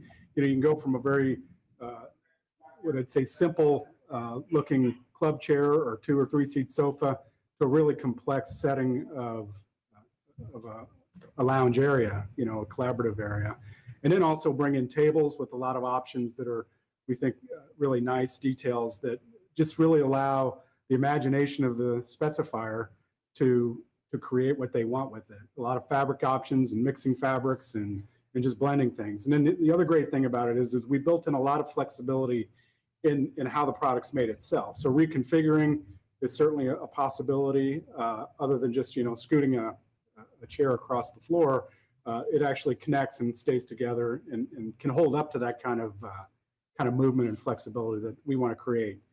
And really at Indiana Furniture, that's a big thing that we think about a lot in our manufacturing, our attitude about dealing with clients and everything. It's about flexibility. It's a huge word around here that we use in a lot of different ways, and it has to be a part of our product as well. And some of the shots you'll notice too in this product line, what we really like about it is the simplicity of it allows it to be utilized with other products of ours. So integrating other parts of our offering, whether it be case goods or space division or other seating elements. That's really a key that we thought was important. Always. So like, when thinking about plush, was there a new manufacturing process established, or maybe did you have like a new material developed? What really, yeah. Oh, yeah, you're laughing. Why? It's a great question because, I mean, hey, we're a historical manufacturer of seating and case goods, and we like to pull things tight, wrap them, tuck them, and staple them tight. So, you know, there's a lot of new things that you have to do if you want to remain relevant. We think we're doing a really good job of that. But one of the things is, believe it or not, is making sure we've incorporated some of the comfort that you see in residential type furniture, wrinkles that, you know, just would not typically historically go through our facility. It's just not what we're used to. So that's one thing. And then the other thing is just the mixing of materials, where you'll see a two-tone table where the internal storage is one color and the external is another. Things like that are really new to us, but we think are great details that people can just get really creative with. So the big thing is, I was just going to say, the big challenge is, you know, just getting people to do things a little bit different than we've done them for a long time. And it's been a lot of fun actually to see us grow that way. So we're all thinking about how to make the world better, healthier, and more sustainable for both people and definitely for the planet. So how does plush address the designer's needs for a much more sustainable product? Well, you know, everything we do in our manufacturing facilities and the products that we're developing, we're always keeping in a very key part of our thought process is sustainability. And, you know, to me, one of the things I've always believed in that's really important, I think we've done a good job at Indiana Furniture, is quality of the product. The longer it lasts, the less product has to be remanufactured or new manufacturing processes. So quality of the products are real important. We also meet all the indoor air quality standards. A big one for, especially in this product line, but really all product lines, is the BIFMA compliant label, which is a label which, you know, assures the user is getting a quality level product that's been made in a place that pays attention to sustainability and all the other elements. And then of course, BIFMA level, the level 3 certification and all those things. So, you know, there's a long list, and it's certainly something that's important. And I've always believed that if we're making good quality products, it extends the life of the product, it lessens the cost and what goes into the landfill, and lessens costs for users. So again, then plays into the flexibility and all the other things that go along with it. Well, and I know that designers always appreciate quality, so thank you. But Mike, what else should designers really hope to see from Indiana Furniture at NeoCon and beyond? Well, we've got a great new set of pillows called Cush that go along with our plush. They can obviously be used anywhere. So we got that great new set of pillows that we've introduced with a lot of details that go into it. We're excited about that. It seems simple, just a pillow, but again, we're running into, hey, how do we make it wrinkle just the right way and be comfortable but still stand up to it? So that's one product. We also have a product line that we're introducing called Polka, as in polka dot, and it's a bunch of organic shaped lounge seating, flat seating that can either be set individually or blended together to sort of weave your way through a nice open area. So that product, and then of course we missed out. We feel like really telling the best story about some of our products from last year with a product line called Iconic, which we introduced last summer, but we think is a great element and sort of ties into with what we're trying to do with the plush and the flexibility of the product from residential to office settings. And then another big one that we are still very excited about is called Square One. It's a space division which creates visual space division. It's very flexible and can create a lot of great spaces along with our other product lines. Well, Mike, thank you so much for your time and your insight and some of these product offerings that everyone needs to make sure to go see in your showroom, which is 1054A. And for everyone out there, make sure that the QR code, I think it's up there on screen, pull up your phone, scan it so that you can learn more about Indiana Furniture and some of these great product offerings. Thanks, Mike. Thank you. Look forward to seeing everybody.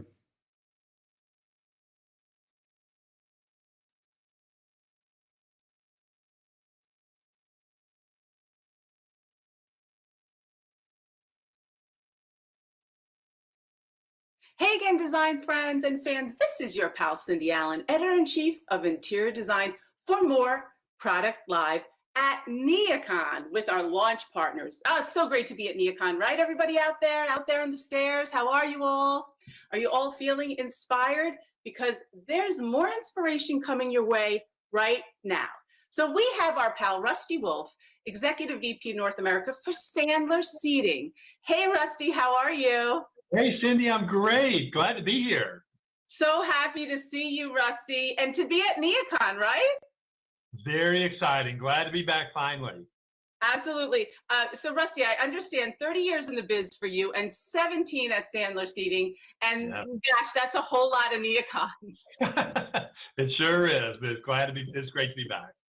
Yeah, for sure. And you know, designers are always wanting to be inspired, and certainly seeing new products is the highlight for them every day of the year. But certainly NeoCon is the big one. So let's get right to the product. I understand you have a new series of tables that are pretty exciting. So tell us about, is it Plania? Plania. We are so excited to introduce Plania to our design customers. Plania was designed in Spain by Studio In Class. Love that. And like all the other Sandler products, it is made in Europe and designed in Europe, but still delivered anywhere from 8 to 12 weeks. The Plania series is going to be right around 10-week lead time, so very accessible. And luckily with the European operations, all the lead times have stayed very consistent. No material shortages, anything like that. But so Plania was really designed, as we know, as everybody returns back to work and the workplace is really changing a lot in the upcoming years. And collaboration space and these common areas are so very important. And it really is critical to make them inviting to welcome everybody back. And Plania is designed to do that. It's classically designed, very approachable, very clean, and just super versatile. So it can be used in so many settings in those collaboration spaces. Yeah, so wait, so let's talk about this for a second. So you work with some really fantastic designers. I love that the product always is so clean and simple, but has that European edge to it. So how long ago were you starting to think we need to come up with a new collection of tables? We've been looking for better and better tables all the time. Our real design brief was to find something that could be used just about anywhere and really be a flexible kit of parts for designers to specify. So with Plania, again, we're trying to deconstruct the table. Here with Plania, we have this beautiful thin profile tabletop that can be either done in wood, whether it's oak or walnut, or it can be laminate, or it can be the new Abbott Phoenix product as well. And then that's supported very elegantly by this aluminum substructure that comes in a nice variety of lengths and 16 different colors. And then attached to that structure are the legs, and those can be spaced as far as 10 feet apart and still provide total structure for the table. So, yeah, so wait, I want you to tell us about, you know, what a table needs to be these days, right? Because, I mean, think about your career of tables. Now it needs to, you know, not only, you know, function, be beautiful. Now it's all different types of functions and all different types of heights. So tell us about the height that you're able to get with the Plania. That's right, Cindy. So with Plania, those legs come in 3 different heights. So you can start at the good old traditional conference table height at 30 inches. You can dial it up a little bit to counter height at 36 inches. And then finally, you can do either standing height conference room or bar height at 42. So any one of those 3 heights. And what's great is once you get the table in place and you decide, you know, really we don't want seated meetings anymore, we want standing meetings, you literally just take 10 minutes to switch out the legs with the different height legs, and you've got a brand new table. And same thing really with the top surface. If you decide that that beautiful wood surface is just not really appropriate for these really heavy duty war rooms, we want to have high pressure laminate or solid laminate, we can switch those out in a matter of minutes. So it's the idea is to really maximize the flexibility in that investment and really lengthen the usable life of the table that the corporation is investing in. And I know we're also concerned about the, you know, the life of a product these days and keeping things really sustainable. So I love what you're saying, the fact that it can be used in multiple ways in all of the different needs that you may have. Right. So much better to reuse the product instead of throwing it away when your needs change. Absolutely. Now, I heard something interesting. You tell me, is this okay for outdoors? As a matter of fact, it can be used outdoors. All the legs and the framing structure can be specified in aluminum, and then the tabletop can be done in a solid high pressure laminate, which is suitable for outdoors. So again, the table goes anywhere and does anything. I love that. That's so smart. Everyone wants the indoor outdoor, and so I love that. So okay, so it does various heights, the sizes. You want to give us the brief on the sizes again? Sure, those go anywhere from a 36-inch round up to basically unlimited length. With only 2 sets of legs, you can go up to 10 feet, and then we can add additional legs to keep that stretching out as long as they want. Great. And I understand it's very competitively priced too. Yeah, so a 36 by 72 tabletop or table with the oak top is going to run about $3,500 less. A 10-foot tabletop is going to run about $5,140. So again, it's a very competitive, accessible table series, I think, for everybody. So that's fantastic, Rusty. Okay, I know we have a little bit of time, so I want to ask you, because there's another collection I'm kind of excited about. So you want to tell us about another launch that you have at NeoCon? Yes, in 2021, we were finally able to launch the new division of Sandler called Inspec. Love this. And Inspec will be featured in our showroom up on the 10th floor. And we have an image here of what's called Sunny. It's a super comfy luxe lounge chair that can be done on casters, but great again for those collaboration spaces where you're really trying to invite everybody back into the office again and give them a place to really get to see each other and share ideas in a really comfortable setting. But the rest of the Inspect product is classically designed Scandinavian product that works really, really well, higher design. And we even have a new collection within Inspect called the Laris collection, which is outdoor furnishings for the landscape area. So again, all still European design, European manufactured, still delivered in anywhere from 8 to 12 weeks. Wow. Like you've come to expect from Sandler over the years. I love that. I'm so excited. Helene and I were looking at this product and we were like, wow, this is really interesting, something we haven't seen before, which is we're always looking for. So thank you for that. Okay, so everyone out there, right now, you're going to see a code. The launch code is coming up.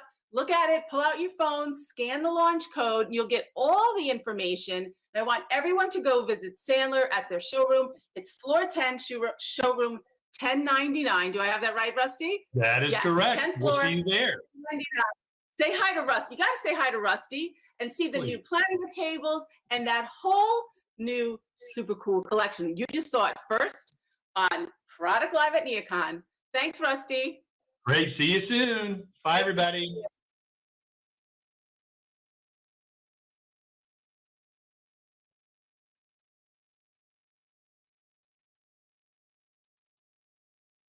So I'm so excited. Our next launch partner is Scott Bowers, Director of Product at Ghent.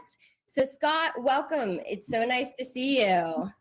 Thank you. It is so exciting to be back and for NeoCon to be back. So I know. I think we're all so excited to be back and to be here at the Mart. But Scott, first off, I hear that people have some trouble pronouncing the name all the time. And first off, I just want to make sure, am I getting it right with Ghent? I mean, I'm assuming we're not in Belgium right now. You're right. I am the gentleman from Ghent. So like, well, I think we go ahead. Americanized it, that everybody thinks of the Treaty of Ghent, the Ghent altar piece there in Belgium, but it came from Ohio and it's pronounced Ghent with the J. So how would you like to introduce the company to our audience out there on the Mart stairs, as they may not be as familiar with Ghent and your product offerings? Okay. We're 45 years old, but really for contract furniture, we are a toddler. We've been doing this for about 10 years and really just starting to get a foothold and starting to realize as a US-based manufacturer that we love this marketplace because they want personalization, they want customization, and that is perfect for us. So we would be considered people that do whiteboards. Whiteboards on the wall, whiteboards that are mobile, whiteboards that can be ported around. And I think as we evolve in contract furniture, we're really trying to talk about communicate, collaborate, and learn, and how we provide those solutions through whiteboards. Well, I know that we've gone through a really crazy year where we've actually all been separated from one another, but I think it really reaffirmed sort of this necessity for collaboration and for togetherness, and your breadth of products really speaks to this need. Absolutely. I think what we've learned is the need for human connection. Technology is great. We're here today being able to do things with technology because of Zoom, all these other key things. But we've also been involved in different Zoom calls, webinars where things don't go well. And it's easy both for technology to have problems, but also for people just not to be invested. So if we're going to bring people into the office, bring them together, so many times it's going to be to collaborate and connect. And really the simplicity of a whiteboard, to take a cap off and you're at the job, you're doing it, you're connected with one another. The simple easiness of that is great. And I think in stressful times, people love simple, easy right now. Scott, can you tell us really about the evolution of your products? And, you know, I know there's like the traditional whiteboards, but, you know, thinking about flexibility and agility when you have mobile and then you have space dividers in lots of different shapes. Absolutely, absolutely. We even go back to chalkboards in the beginning. But we always talk about we were selling to institutions a lot. We sell to schools, we sell to hospitals, we sell to the government. You think what those buildings, those spaces look like today? There's nothing traditional about that. So now I think it's our purpose to partner with the A&D community. How do we want people not to say, I have to go to work, but I want to go to work? And how do we put in environments where people are inspired? So we've always, function has been so important. We want whiteboards that write an arrays that are going to hold up and give you good value. But I think right now we're talking about what do colors do to influence you? How do you continue to think how people are going to work in different environments? With the whole move for neurodiversity and variety of space, will people work from home, will work from in an office place? Building in that agility and configurability is so important, and I think we have to be part of that because at the core of teamwork in that and collaboration has got to be communication. So a whiteboard is not just a whiteboard, and I think the image up on screen kind of shows that. So you actually have some great colors and graphics that designers can really play with, because as we all know, they like to personalize their spaces. Absolutely, absolutely, and I think personalization is the word. So our glass comes in 19 standard colors, and we have curated that, so we've tested it so that it works with markers, so it functions great, but also to have colors that are going to complement the design. And then we have the capability, if someone gives us a Pantone color or an RAL color, we can do any custom color they want, because the purples, the pinks, the jungle greens, the blues are far more prevalent than just what used to be the grays and tans and whites. So what makes Ghent different from just any old whiteboard? So we want to give a lot of choice. So like right now you're looking at Point, and that's a newly launched glass partition. And it's coming in colors like green and blue that are rebirth, renewal, but a lot of style, a lot of artistic painting, taking advantage of capabilities. But I think rather than just having function, and these function great, but let's look at the form. Let's look how it inspires the space. So I know that where products are being sourced is really key to designers. And something great about Ghent is that you guys are American made. Absolutely. And I think, you know, we're proud of that, but ultimately it's got to be what's in it for me attitude of we got to deliver something. So I think because we are located in the middle of the country, we're able to, as a manufacturer, personalize. We're able to give choice to people, and it's not that one size fits all, but the ability to deliver exactly what people want. So I think being able to partner with the A&D community to say yes to the needs is an opportunity for us as a U.S. manufacturer. And something that's obviously a big need for designers right now and is very top of mind is safety and security. So how does that really come to play with the Ghent product line? I think two ways. As a manufacturer, you really have to think about cleanability right now and how we allow our products to be regularly scrubbed down. You can use these cleaners that lets people have that option, but I think we need to partner once again when we do the interior design with products like you're seeing on the screen, like Reed and Pelt. We got to develop a way that people feel safe and people feel good to come into the office. So I think it's that Maslow's pyramid of needs of if we can't make people safe and comfortable as a team of both the design team, the manufacturers, people don't want to come back in. But if we can put the right environment out there that feels good, that inspires people, that brings people together, then I think we'll come out of this pandemic and everything with a better solution than we had. That's so very true. And look at it, we're all at NeoCon. So I think we're like one step in the right direction. So yeah, I think the thing on the screen speaks well of what we're trying to do. That's called Code. It's launching right now. Go up to the 10th floor, showroom 1060. It's circle glass. And everybody thinks of whiteboards being squares and they're rectangles. This is a circle.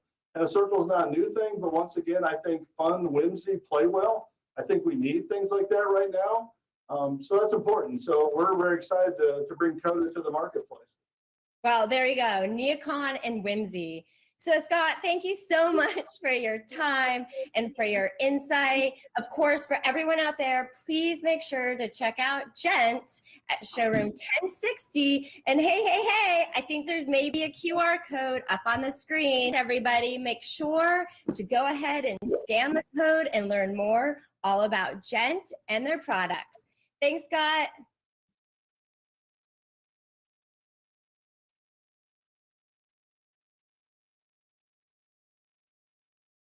Hey design friends, this is your pal Cindy Allen, Editor-in-Chief of Interior Design. For more Product Live, we are at NeoCon. Oh my God, can you believe it? And today we're with our launch partners. And up next, I'm really excited, my good friend, Randy Pastrovich. She's the VP of Marketing for Stylex. I get to see her. So Randy, I'm so happy. How are you? I'm good, how are you? So great. For everyone out there, Randy's on the board of DIFA, so we get to pal around on Zooms over this last year and a half. But Randy, can you believe we're at NeoCon? No, I am just happy it's happening. That's all I care about. I know. But you look beautiful and it's great to see you. And I'm happy to be talking about Stylex. So, okay, first of all right, so Stylex, over 6 decades in business. Everybody knows amazing design, fabricated furnishings for workplace and healthcare, hospitality and education.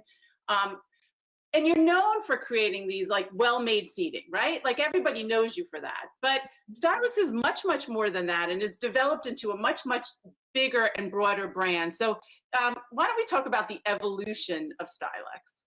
Yeah, for sure. Stylex is it's a great modern brand of furniture.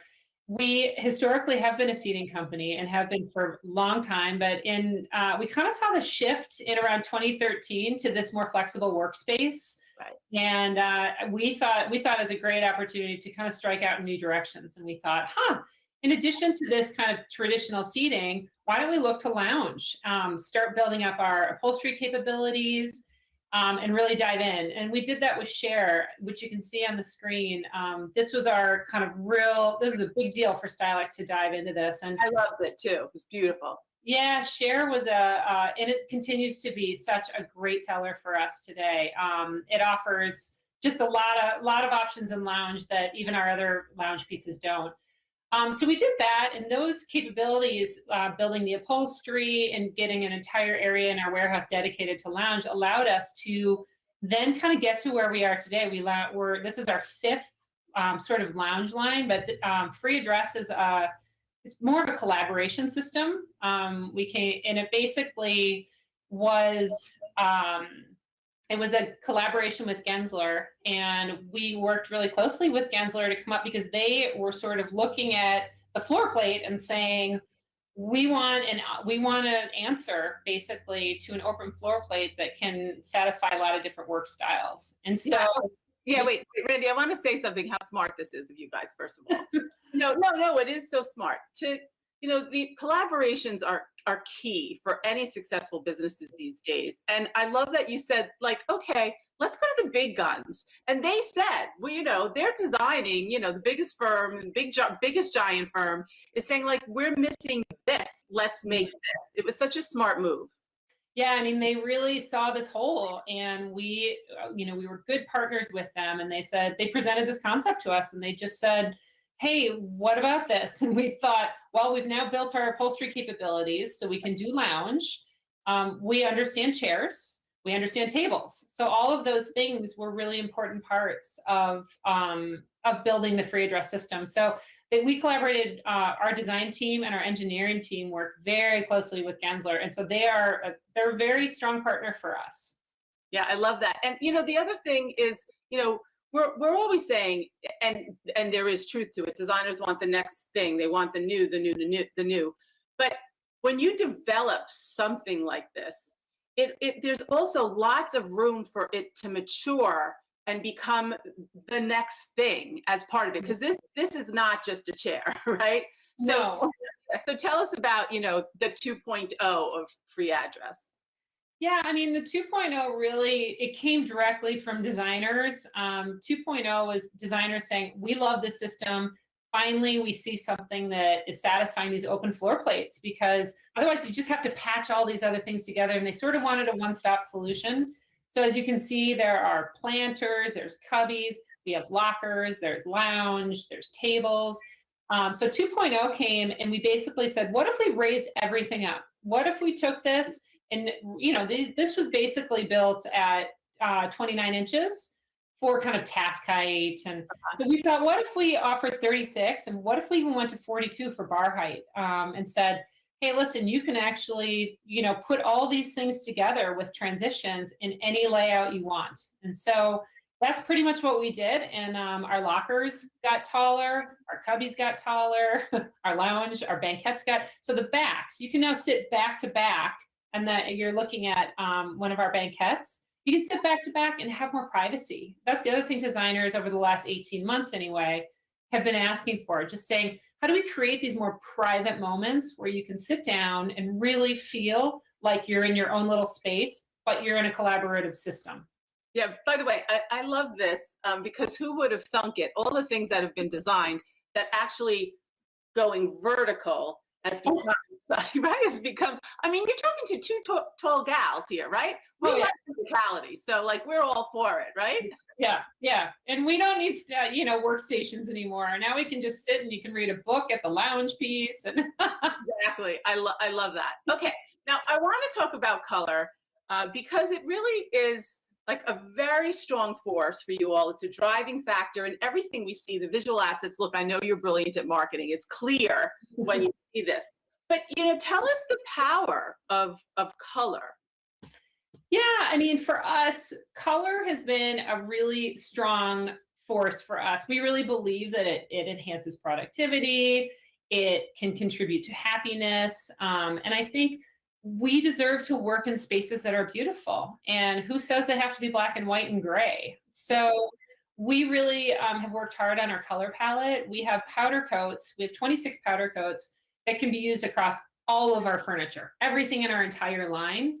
But what we do with our photography and our renderings and the way we show it is we think, why not celebrate color? Why not put yellows and blues and pinks and reds together? Because that's a happy space. I'd want to work there. So we worked during COVID, we came out with 10 new colors, and they were just to really update and make the palette current. And I sort of feel like that with COVID got a little bit lost. So it's really fun at NeoCon now to celebrate it. And our showroom's really going to show it. We have some really, really fun colors. I have to attest because I can attest that I bought at auction a table, and I can't figure out what color I want. There's so many colors. Can I please help you? Can we just I know, yeah. We're going to talk offline about that, but like that is amazing, and designers, they want everything to feel like them, and having that palette is so important. So all good. I love that. All right, so let's talk. The other thing is, I'm always so proud of our industry because look at the way everyone's handled the pandemic and COVID, but there was a lot that was happening before it that was definitely moving in the right direction that now has, everything has gone faster because of COVID. So like, how has the workplace evolved for you looking at free address? Yeah, I mean, I think, we kind of decided to, instead of launching a new product, we thought, why not expand free address? Because it was answering so many questions. Yeah. With the uncertainty that we kind of live in today, we also see opportunity. We see, we believe people are going back to the office. It's going to be a lot more dynamic. People are going to have a lot more flexibility, but those flexible environments are so critical. And this system really allows for that. I mean, you can do whatever layout you want. You can reconfigure if you need to. If you look in this picture right here, there's a planter that's separating the lounge piece and the high 30 or 42-inch bar height seats where someone else is doing. So you could have this meeting that's on one side, and you can have someone sitting on the lounge on their laptop with the laptop table, which is, by the way, what you got at the auction. It's right there. It's a cute color. Yeah, I love it.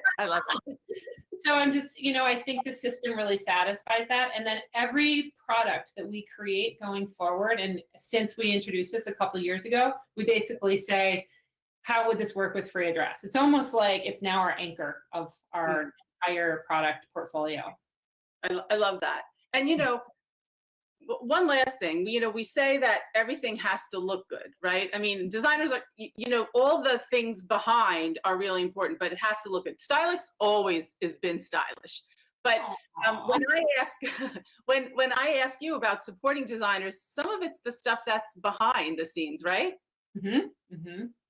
Yeah, I mean, we are, I know we've talked about this before, but we are very, we believe that probably one of the best ways you can support designers in this day and age is through technology. And right now we are, you know, offering inspirational renderings and photos and all of that. But in the back end, we are really investing in CET Designer.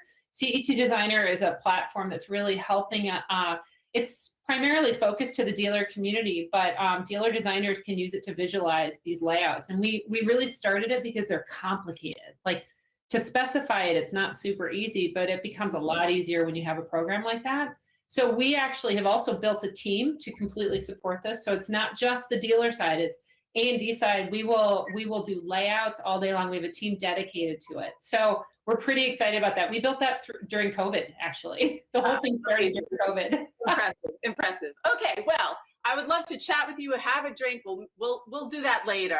For everybody right now, look, your launch code just came up. Take your phones, scan the launch code, and for more information on Stylex. But by the way, go to their showrooms, go see Randy and see Free Address 2.0 in person, floor 3, showroom 337. And we are live at NeoCon. Love you, Randy.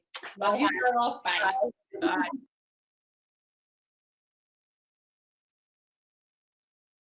Hello, design friends. This is Helene Oberman, Managing Director of Interior Design Magazine, and this is ProductLive, live at NeoCon. And our next launch partner is Libby Farron, Chief Marketing Officer of Innovative Ergonomic Solutions for Hat Collective. Welcome, Libby. It's so great to see you. You too. Let's go to NeoCon. I know. So excited to be here. Okay. So I know some of you out there may be asking yourselves, you and you and you at the Mart stairs, who and what is Hat Collective? So Libby, this is actually your great opportunity to introduce yourselves to the design industry. Well, so excited. So thanks for having us. And so Hat Collective is this new brand experience that we're bringing to you, to the design community and to the contract office market. But we're not new to contract furniture.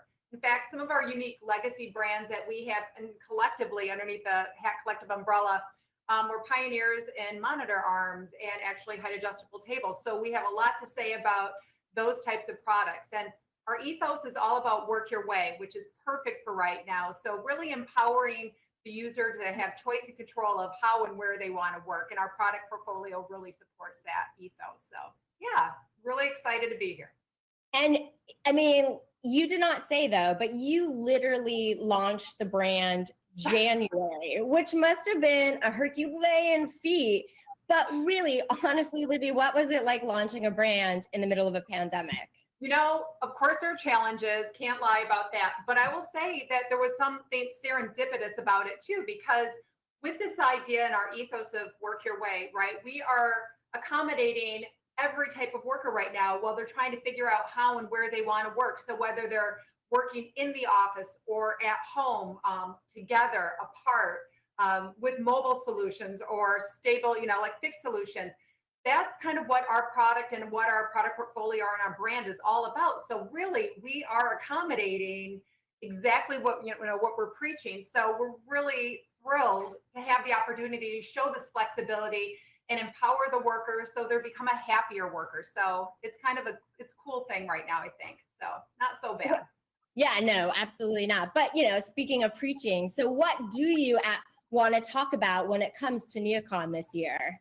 Yeah, so from a product perspective, we're really excited to show everyone, again, all of the products that we just talked about, from mobile to fixed solutions. There's a couple standouts, though, that we have. We have a beautiful new line from our Danish manufacturing line called L Collection. And the L Collection is that beautiful traditional Parson style desk, but it's height adjustable. So you can do group work, You can do individual work, and it's a collection, and static tables too. So that's really beautiful. It comes with butcher block and so much customization that you can make from it. So we love that. There's also, as you can see right there, our new monitor arm lines, which is called E2. And it's beautiful, sleek, height adjustable, easy to accommodate and install. And it's just a really workhorse go-to monitor arm. And then we have M nesting. There's so many great products, but we want to show you too M nesting, which we think is like the next iteration of how big conference spaces are going to be working too, which is a very beautiful mobile solution to conferencing and from home or office, whatever. So lots of good things to show. So I'm curious, so let's rewind just a little bit and start with L collection. So how are you actually sourcing some of your partners, like the Danish manufacturer who has designed and is manufacturing L collection? Yeah, so in Denmark, in Copenhagen, is one of our big manufacturing plants. So we acquired one of our Danish partners, under the Hat Collective umbrella. But that's really great because we have this beautiful European style and design aesthetic that we can really infuse into our product assortment. And it's different, and it's fresh, and it feels very current and design forward. So and it's really accessible. It's right there, and I think that people are really drawn to that European and Scandinavian style of products too. No, without doubt. So can we go into some of the fun details and ways that somebody could specify the L collection? Yeah, absolutely. So what I love about L, and here's a great image of L right now. This is our family. So group work table. So the big one in the back, that's called L Haven, and it can stand or sit. So if you're thinking about looking at a project or, iterating with your design friends around a table, stand up. So often we're all sitting down or crunched over. And this is a great opportunity that when you want to do some heads down think time, you can bring it down or stand up. So we love the big group work table called L Haven under the collection. And then you can see that we have this sliding top where you have great cord management and power. So that's just a really sleek and nice design forward way of just kind of incorporating all of that into one unit. And then everyone needs a standing height table or a sitting table too. So when you just want those static moments of just like, I got to have something here or there, we're incorporating that into the collection too. Plus we've got beautiful Scandinavian, our design of our wrap dividers and all the other things that people are looking for right now to complement the collection. Well, I know I'm standing right now because I'm getting all my steps in while walking around the mart. So well, let's then speak about this other workhorse because, obviously we need to talk about our arms. And something that Hat Collective is known for is the fact that we have these amazing monitor arms, one of them being the E2. Yep. So come on over into our showroom and we'll show you a bunch of them. But the E2 collection, which I love right now, again, it's beautiful. It's sleek in design. It comes in 3 finishes: black, silver, and white. And again, what's great about Hat Collective, if you want a custom color, bronze, bring it on. We'll do it for you. So I think that that's really attractive too. But it's really fluid in movement. And again, it's a top-down mount, so super easy to install. So we love that about it too. And I think that people our installers love that too, because it takes down a little bit of time and money with the installation process.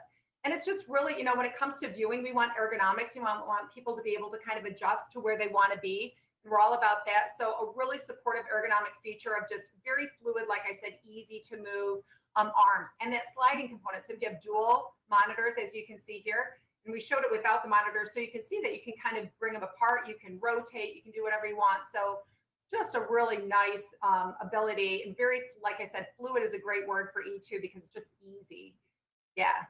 Well, in other words that are for E2 and maybe this other product is flexibility and functionality. And we know that designers look for that in terms of everything that they specify.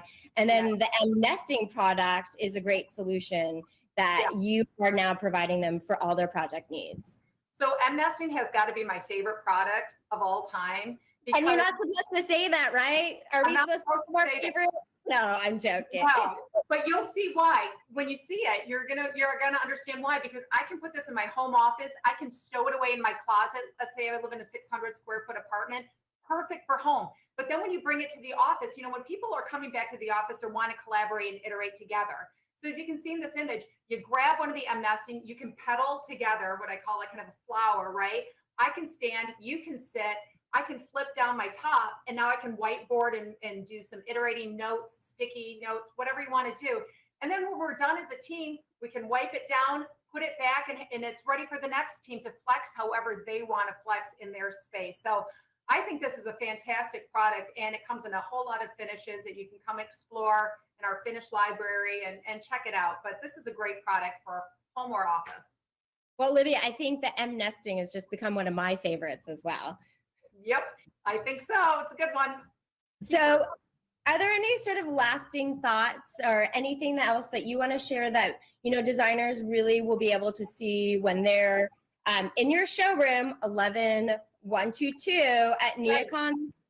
Yeah, I will say that another exciting thing, there's just so much packed into our Hat Collective, really our big launch, as a brand to the community. So that's number one. We're also introducing Hat Healthcare, which is an introduction into our healthcare market. Again, we have so many products from a historical perspective that have been playing to the healthcare community, but you'll see all the ergonomic tools and resources that now are available for healthcare. So this is just a great image of some of the things that we're able to provide.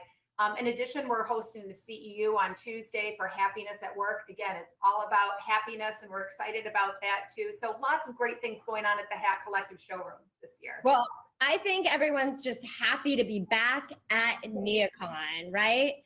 So, and actually, I really honestly, the fact that you have health and wellness, which is so top of mind for designers, and the thought that you're coming up with some great solutions that really can work for their needs. So hats off to you, Libby.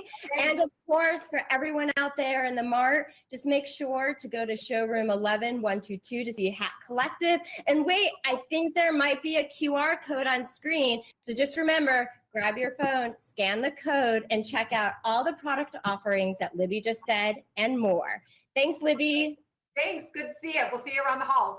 Yeah.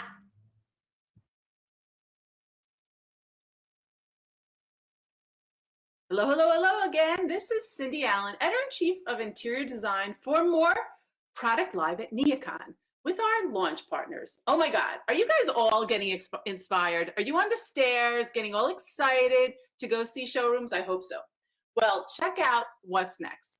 Joining me is the lovely, the brilliant, the very artistic founder and artistic director, Iris Wang of Brentano. Oh my God, Iris, I'm so happy to see you. Same here. Nice to see you, Sandy. I know. It's always such a pleasure, honestly, and to see the offerings at Brentano. So since you have something special that you really want to talk about, why don't we first go back and give everyone sort of like 1990, just a few patterns, Cliff Notes version of Brentano, and then we'll talk about what you have for NeoCon. Okay. We are a international fabric house, started in 1990, and we produce fabrics that are very beautiful but very functional, such as Magella, Equinox, Pinnacles, those fabrics. And we produce fabrics and faux leathers, and also this season we're doing wall coverings too. So. Right. Okay. So that's what okay. So let's talk about this. Since 1990, it's been fabrics all day, every day, which we love. So how long were you thinking about we should start looking at wall coverings, and then why now? Yeah. Well, I've been thinking about it for 10 years, for a long time. But I just need to find some time to learn about textile wall covering. And then, so 2 years ago, we added 2 more staff for us to learn all about wall coverings, and we added a new staff. So we also have a new team of sales manager. They really encouraging me. And I also wanted to give more offerings for business. So all these reasons, and we are starting wall covering now. All right, so Iris, I read somewhere that you've designed over 2,000 textiles. So I think that is a long time about, thinking about we should be doing wall coverings. And I think it's a brilliant move. So let's talk about the launch of the Alchemy collection. Thank you. So out of the many fabrics we introduced, we started small and introduced the 4 patterns wall coverings. We're very excited. We're inspired by our own fabrics, and there are 4 of them. One is called Andromeda, which is a very dramatic wall covering. The other one is called the Celeste, which is very unusual, kind of almost a soft cloud look. And the other one is the Fervor and the Chateaus are beautiful, multi-layered texture. Yeah, so that's the Alchemy collection for the wall covering, which we would really like people to know that now we have wall covering. Yeah, it must have been hard to decide, like, how did you say, okay, let's go here for it to be the first, Yeah. Some fabrics just scream at me, say, wow, this is going to be a great wall covering. So the first one I can come up in my mind is like Andromeda. I'm a Chinese, I can speak Chinese, and there's a saying in Chinese, 成竹在先. That means that if you wanted to paint a bamboo, then in your mind, you already have the painting. All you have to do is just put it down.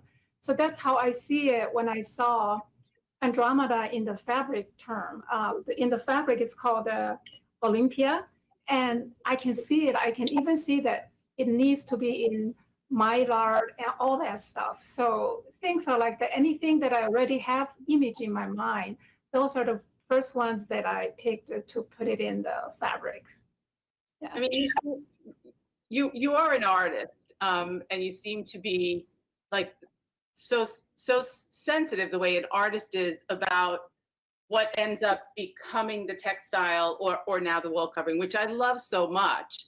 Are you sketching first? How does it start for you? Yeah, sketch in a way. Sometimes I use colored sketch. Sometimes I use a graph paper. Sometimes whatever paper I can grab with. So yeah, it's sketches first, ideas. Sometimes I do use photography.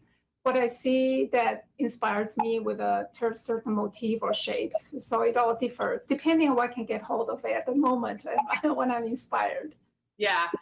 Okay. So I want to understand how you translate the textiles into the wall coverings. So I'm going to say something. The Fervor and Chateau text patterns are based on, tell me if I'm right, is it effervescence and mandrelay, right? It's something like that. You're good. Yes. So those textures, where I use it as a motif or figure, because you can't really get a texture by using a brush or any other type of texture making media. So we need this woven figure, woven design, woven patterns. And then behind it will enrich it with different textures, different colors to make it the color really rich, but at the meantime staying clear. So those have been our effort to really make it look very beautiful, even if it's texture. It's got layers, it's rich. Yeah. Yeah, explain, because by the way, it must be really exciting too, yes, to be have the results be different because the substrate is different. So what's the process and what's like the pleasure of creating wall coverings, versus textiles? Well, in wall covering, which I have a fine art background, and I also focus on graphic design, not graphic design, printmaking, I'm sorry. So it was really rewarding to use my old skill. Have like you have to have a printing understanding, graphic understanding, ink understanding, where in textile, you need to know fibers, yarns, weavings. So there's different skill sets that which I really spent some time for the past 2 years to understand how wall covering is done. Besides, of course, there's installations, how to sell it, and things like that, the new sources. But strictly speaking, just the designing alone, there's many different skill sets that you need to have. Yeah, there's a pattern called Celeste, which is very painterly, right? So that sort of demonstrates that. Right, right. Yeah, it's you know, the main intention is to make it really soft, very aerial, very happy, and the soft edge is the main focus to make it like that, and the shape make it very soft. And if you actually look at it, it's a hard edge, but it's very soft. Right, and so Iris, are you having fun with that? I'm absolutely having tremendous fun with it, and we're continue to bringing out more every season, and we're already in the third collection. We already finished the next two, and we're going to the third. And I'm just getting very excited when I have new challenges. Yeah, absolutely. Yeah, otherwise you already know fabric, you'll get bored, right? So now you're onto something new too. I like having difficulties. Yeah, you want to solve the problems too. And Yeah. I could see it. I could see how beautiful the wall coverings are. And so everyone out there, get your phones out. Get your phones out, everyone. There's going to be a launch code that goes up now. I want you to scan it, log in, scan it, and you can get all the information on Brentano. But meanwhile, I want you to go visit Iris and go to the showroom. This is very touchy-feely. Come on, guys. You are the touchy-feely kings and queens, and you want to touch and feel this new wall covering collection, Alchemy, in person on floor 10, showroom 1040A. Don't forget the A, everybody. And go see Iris. She couldn't be more lovely. She's wonderful. Iris, I can't wait to see you later and give you a hug. Thank you, Sandy. You've been wonderful. Thank you so much for visiting me. Congratulations. Thank you. Thank Bye, you. everybody. We're live at NeoCon.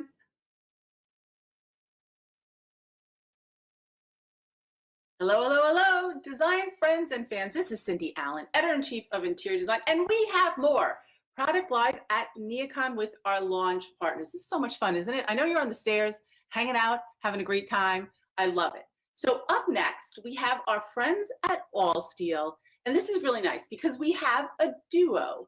We're talking with Andrea Gauss. She's the Senior Product Strategy Manager of Allsteel, our good friends at Allsteel. And then we also have Chris Adamick. He's the principal of his own firm, and we're going to talk about this wonderful collaboration. First of all, Andrea and Chris, how are you?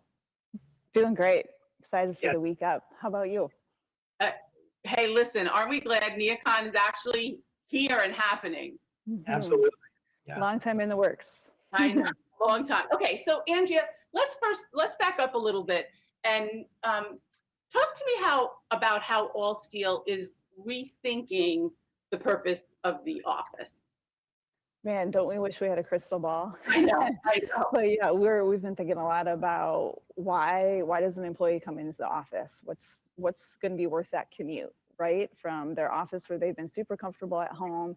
And we've really kind of bucketing that into two big areas. And the first one is that employee. So creating the office as an employee experience center, giving them meaningful reasons to come in and innovate and co-collaborate, and getting really down to the heart of the individual. What is my goal? What is my initiative for wanting to come in? Is it to be seen? Is it to learn and listen for someone who's maybe superior to me or has been in the industry longer?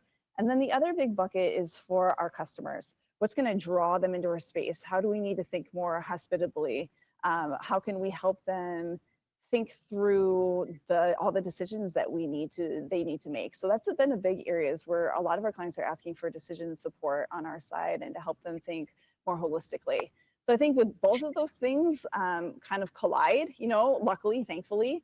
And so we're really focused on ways that we can help support all the ideation and innovation that we know our employees and all of our clients' employees are really looking at ways that they can help that grow. Yeah, I mean, something we know to be true, and now it's critical, and you even prove it, is collaboration. And, and everyone is listening and trying to solve the problems in a new way. But I love this collaboration. I know you reached out to Chris and I said like a constellation of designers. Tell us about this collaboration and Corral. Yes. So Allsteel for the last several years has really been listening to our clients. You hit it on the head there, and just understanding what are their need states, how are they thinking about what they want to do next. And we know that with the changes happening and the pace of this rapid change, this dynamic equilibrium of just chaos, that we can't just do it all ourselves. We're looking at it saying, okay, 10 years of normal pace of change has just happened in the last 18 months. So we can't rapidly do that fast enough. So we've been partnering with other brands like the Corral brand to think through what can we offer from a materiality perspective, different ways, innovations around how they put parts and pieces together, how they think about the workplace. And so Chris actually was joined with Corral and the Corral brand and really thought through Constellation and kind of the genesis of the Constellation product came through what Corral hosted as the Design Jam. He's going to talk about that in a second. But really, we're leaning into our various partnerships, whether it's Corral or a couple of our other ones, to help us think broadly. They're in some really great markets around the world to help us bring new ideas from not just, Midwest, but the West Coast, from Sweden, et cetera. So that's been an important part of what we're doing. But Great. Chris, you want to talk a little bit about the Design Jam? I think that would be a great story to tell. Okay, good. Let me ask you. No. So I want to get to the product. Let's talk about the product. There were you guys talked about like key trends, key workplace trends that helped you solve the problem to get to the product. So I'll say something and you can kind of like respond to it. So for instance, everyone's talking about outdoor and biophilia. Yeah, absolutely. I mean, that's one huge trend that we were looking at, especially when COVID hit. We were thinking, man, everyone wants to be outside. We all want fresh air. I thought to myself, we knew we wanted to create something that was a connective tissue to bring people together. So I thought that a table would be something that I wanted to work on. How do we come together when we need to stay apart, right? What is we space when we're a bunch of disconnected eyes, right? How do we stitch those things back together? And that's what the constellation is about, is taking these individual eyes and stitching them back together. And we ended up with this kind of space in the middle, which was almost like a centerpiece. And what goes in a centerpiece? It could be a beautiful flower arrangement or a plant, or it could be meeting materials. But the biophilia stuff, once we started to do renderings that showed plants in the middle, it really just, that spark just happened in everyone's eyes. And they said, oh my God, this is what we have to have. So you can kind of see in those drawings there, yeah, right in the middle, you sort of see it's a table that's been pulled apart into its individual elements. So everyone gets their own place to be. You could be alone together, you could be in a group meeting, and in the center you can have these beautiful biophilic moments. So. Yeah, I like, you were talking about another piece of the trend, which is this like alone together thing, which we're all struggling with, right? We're all trying to figure that out. And you definitely see it in this collection, and also because of the modularity of it. Yeah, and that's another thing too. We thought about, okay, we can start with the 3 top, right? It's like typical, almost like a 3 or a 4 top, like you'd see in a cafe. But then spaces today need to be tailored. I mean, really, these design teams are tasked with these impossible situations where companies grow and change over time, and they're constantly getting new people, or they need to have an event. And how can things grow and change to adapt to that? And so the modularity aspect comes in really big there, because it gives designers a way to play and to grow and change and to really take over an entire roof deck if they wanted to, for example, or create a smaller moment. And so the modularity was something that kind of came into play during development. Right, and it also gives the opportunity for the thing every designer wants to do, which is design and imagine theirs being their own custom idea. Exactly, and I'm a designer, so it's selfish for me to get to do that, but I love giving those tools to other people and watching how it plays out. Yeah, no, that's wonderful. Okay, so we're going to see this at NeoCon. Do you have it as is the showroom full of this? Like, how is this going to play itself out? That's a great question. Yeah, Andrew. So we're going to highlight it front and center. There's 2 different versions of the product, which Chris touched on a little bit. It can go indoor. It can also work outdoor. So again, sky's the limit there. So you'll kind of see it with various infills and different materiality finish right as you walk into the Allsteel showroom. Amazing. And let me ask you, Andrea, how long did it take to develop, and how hard was it the period of time that was over COVID. Well, this is the amazing part. So Corral and the founder, Eric, hosted a design jam in April, late April, early May of 2021. And he corralled a bunch of North American designers together to think about, okay, what's going on? This is chaos. How do we respond to it? And Chris was part of that design jam. And so out of that live, we had other designers reacting, giving input to this design process. And so basically from initial concept and sketches to manufacturing, it was like 6 months, which is crazy fast, and just shows one of the great powers of a partnership and their ability to be really agile in product development, which is super helpful for the Allsteel brand. Can you believe how much got accomplished over the pandemic? Honestly, like that is such an amazing story. I had no idea, and it just shows the power of will and being open, and also I always give so much props to the manufacturing side, like what you were willing to risk and take on. So I thank you so much for that, Andrea. And for you, like Chris, what was that like corralling with a whole bunch of other designers?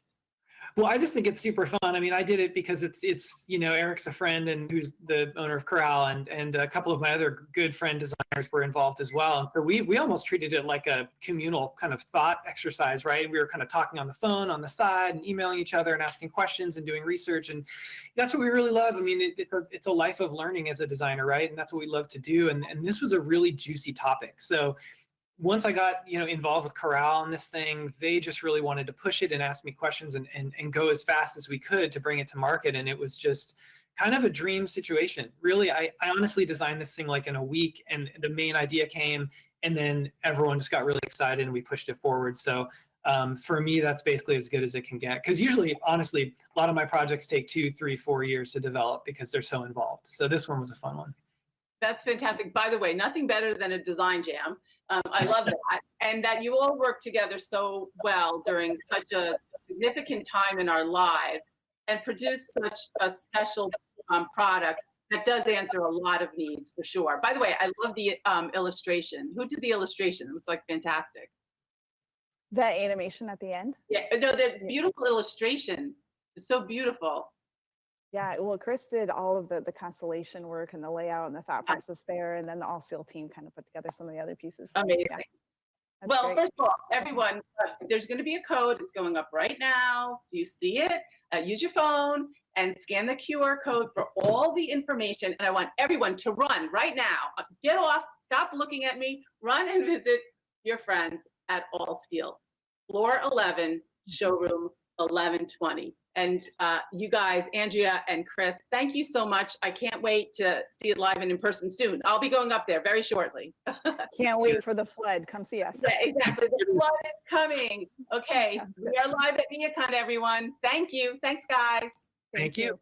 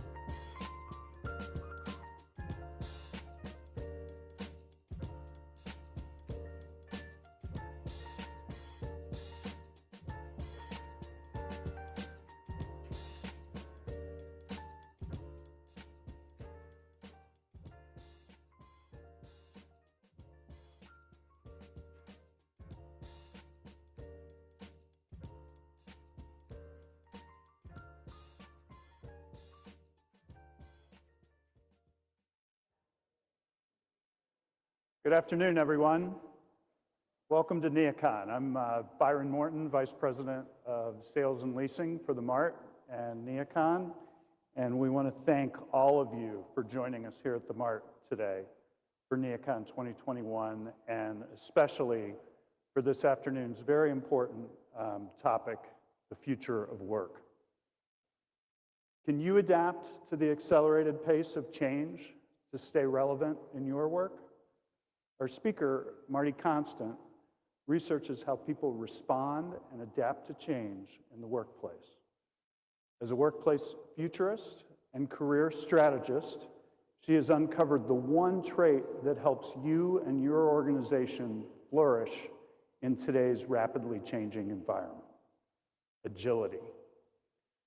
Marti is a keynote speaker, a trainer, and a best-selling author on the topic of career agility. Her core belief is flex or fade. As a runner and mountain hiker across several continents, movement and mobility are two of Marti's central themes, yet there is one habit she continues to cultivate: the pursuit of 100 rejections every year to achieve her goals. I don't know about you, but I love that. Please join me in welcoming Marti Konstant.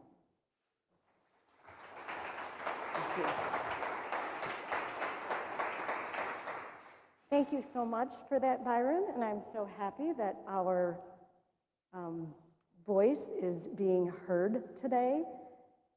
Do any of you have a best friend? I have a best friend, and I know that she's a best friend because this morning when I texted her and said, you know, I'm a little bit nervous about this presentation today, and she said, having nerves is absolutely to be expected, Marti, because if you don't have nerves, the room isn't big enough. So I just thought that that was a great thing for a friend to say. So do you remember your first job? And before I get on to this question, I wanted to let you know that today's presentation is going to be slightly interactive. I'm going to ask you a couple questions, so we might not have as much time at the end for questions back here, but I will be asking you some questions, and I'm happy to stay afterwards. Well, we might have a few minutes at the end as well. So do you remember your first job right out of college or out of some kind of training school? I remember mine. I remember interviewing to be a graphic designer. I was a designer of a different sort, and I set up 50 portfolio reviews that summer after college.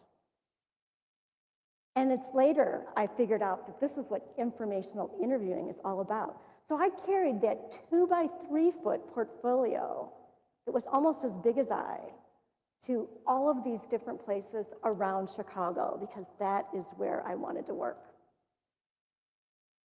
And then I finally got someone that was interested. They offered me a 1-day freelance gig. We didn't call it gigs back then, but it was a 1-day freelance gig. And it was in the Wrigley building. It was in a design studio. It was really a great one. And I thought, this is my big break. I'm gonna work really, really hard and try to obtain a job offer here. I could just imagine it already, walking down Michigan Avenue and walking into that Wrigley building. What happened next was a bit of a surprise, though.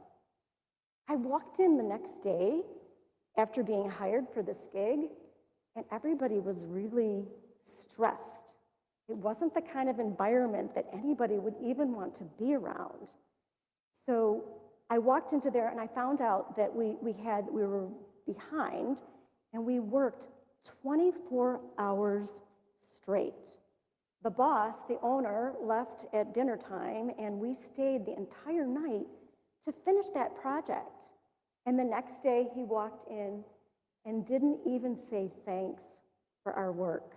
And not only that, he didn't even say, are you interested in a role? that was my first experience with ghosting. We didn't even know what ghosting was back then, but there was just no call whatsoever. The good news was I ended up with a really phenomenal opportunity. It wasn't through the informational interviews, it was just through looking for jobs. It was more of the suburban sprawl tech, where I was working as a designer, had a beige interior. This is what my desk looked like. I had a drafting table. I was so excited. I had a swing arm desk lamp and a tall stool. And I worked a lot of long hours. This was pretty much what my boss was like. He was a bit crazy and extremely creative, and he loved FaceTime. Not the type of FaceTime that we have with our devices today, but being there at nights and weekends was an important part of getting what we needed to get done.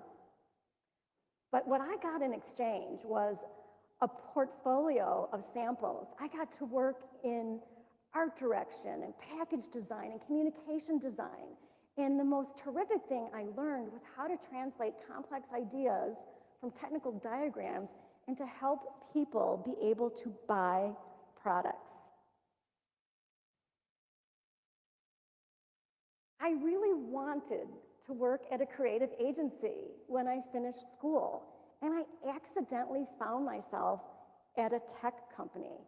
And I will forever be grateful for this minor detour in my life because it changed my life and my perspective on how important the future is. This is where I'm going to ask for your help and engagement here. If one person, maybe two, what was a role that gave you a glimpse into your future? It could be a current role, it could be a role right out of school. Anybody? And I've got a book called Activate Your Agile Career that's fully signed over here that Marie has for the first person that will raise their hand. Anybody? What role gave you a glimpse into your future?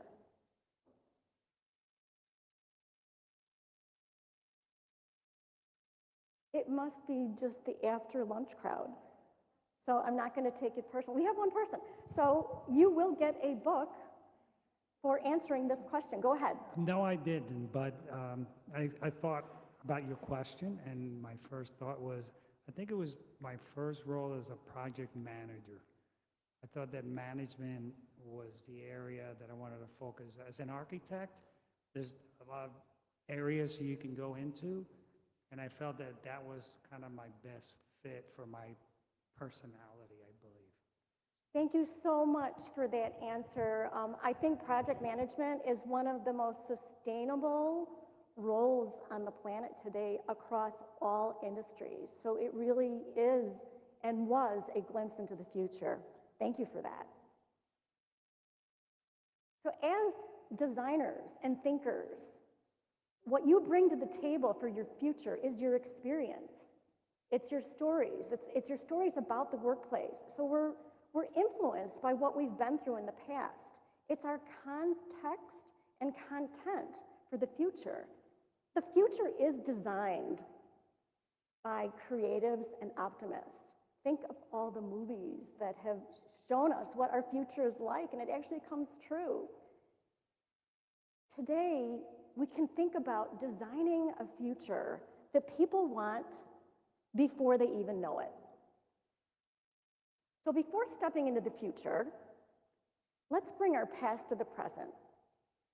Jeanne Gang talked this morning, and she talked about the importance of bringing the past into the present of some of the buildings and refurbishing projects that she was working on.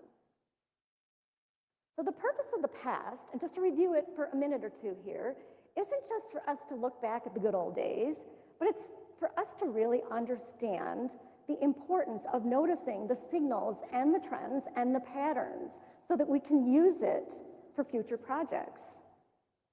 We've had several industrial revolutions up until this point, and we're going to review basically the 1950s to the present, actually 40s.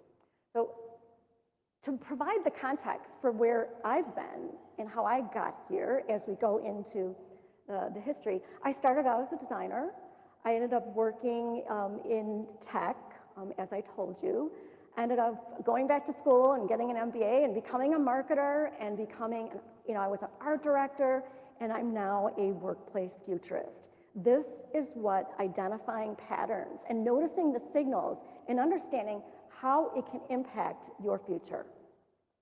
So how has the workplace changed in the last, 60, 70 years? Go back to the 1940s and 50s. Hierarchy was important. It's kind of a sexist workplace as well.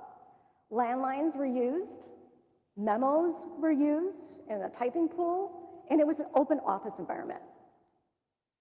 In the 60s and 70s, we'll do this kind of quickly, the concept of action design was introduced into the design world, into the space world by Robert Probst from Herman Miller. And it was really beautiful and elegant and kind of expensive.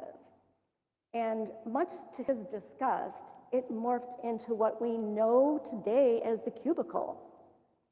He was so sad, he called cubicles hellholes. It was also smoking culture was prevalent. 1980s and 90s. Email was the primary method of communication. Desktop computers, internet. We didn't have, we had some car phones and some mobile phones, and beige cubicles multiply with a vengeance. Google was formed during that time, as well as Apple. 2000 to current time, 20 years, we're going through it fast. We got into casual Fridays. It then became more of an open office environment. Very, more beautifully designed, I think. Less hierarchy in the workplace. People have a say about where they work and how they work, whereas in the 1940s, they pretty much just walked into the workplace. And it was the death of the cubicle. Text was the main method of communication during these times. And now we're here in 2021. We've had a vicious pandemic for the last 18 months, and all that densification that happened over the last several decades, we're now talking de-densification. Social distance is important, the topics of co-working, and the big word hybrid. We're talking about things like return to work. These are things that we didn't really talk about before. Distributed teams. We always had distributed teams, but now they're even more so, even distributed within the offices that we work in. What happened also during this time was people, the employees themselves, wanted to be a part of something. Mission, vision, and values, something that's also important in branding. And now it's purpose. People are more concerned about health and wellness. And if we're going to have robots and we're going to be working alongside robots in our workplace, we better have purpose in our workplace. And I put the millennials in there because they have a lot to say about influencing health and wellness and flexibility in the workplace. In the past 50 years, we've had the fourth industrial revolution, which is ushering in a whole new range of technologies, artificial intelligence and robotics. And it's really integrating the physical, digital, and biological trends that we have now. There's even implantable devices for biology to keep you healthy. So the big question today is, where do you work? This is a question I'm just going to ask you by a show of hands so everybody could participate.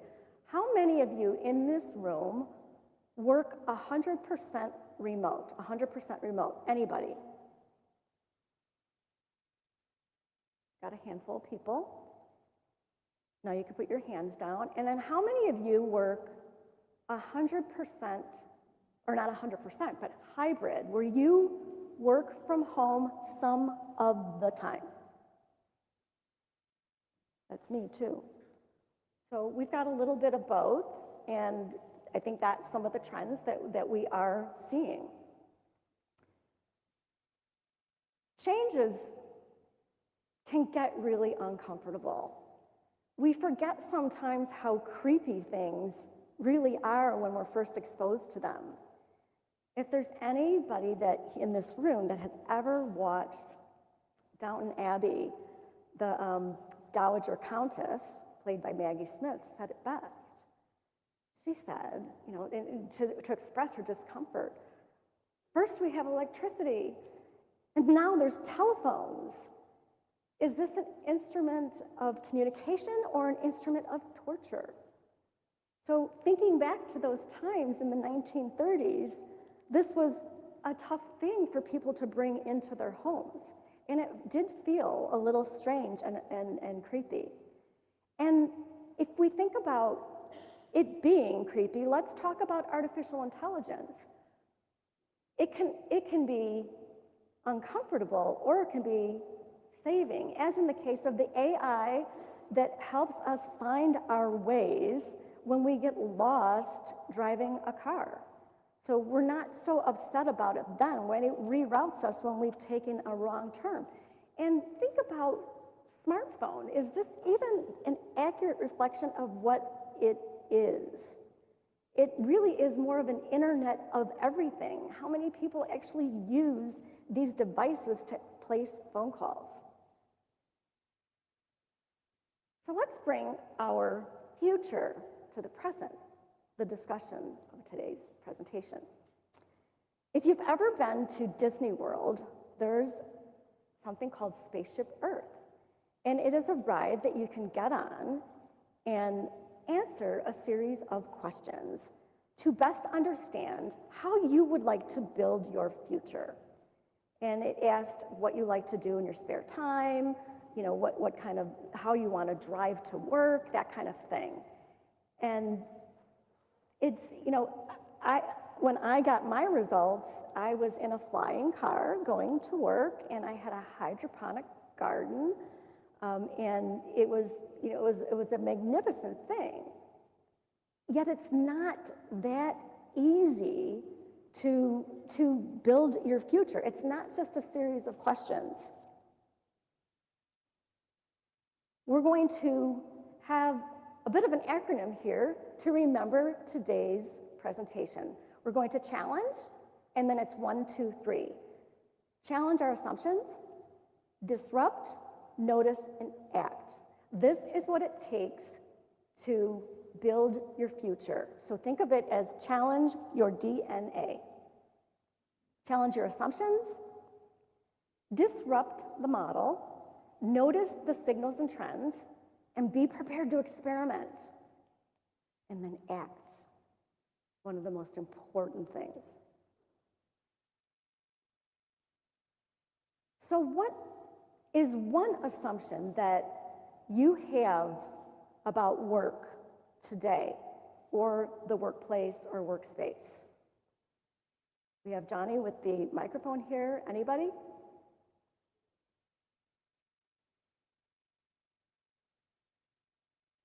You got a taker. And I do have one more book. Thank you. That we can pass along to you. Assumptions about work and workplace. It requires a physical space.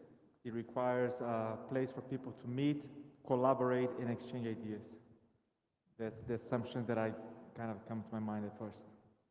So I heard you say it requires cooperation, and what else? Collaboration, physical space, a place for people to come, collaborate, even is a place for to provide the culture of the company and for them to perform their work. Excellent. So if I were to reflect back to you, it's the workplace needs to be a place where people can come and they can collaborate, where there's a sense of culture and a place for people to work. So that's an assumption about the workplace. Some other assumptions, and yours I love because it is one that is positive and upbeat, but sometimes we operate from a point of fear. Like artificial intelligence and robots are evil. Or we did it this way last time, this must be the best way. The workplace isn't safe. Your jobs will be replaced by automation. So if we take it to the next level, so let's assume that work is a place.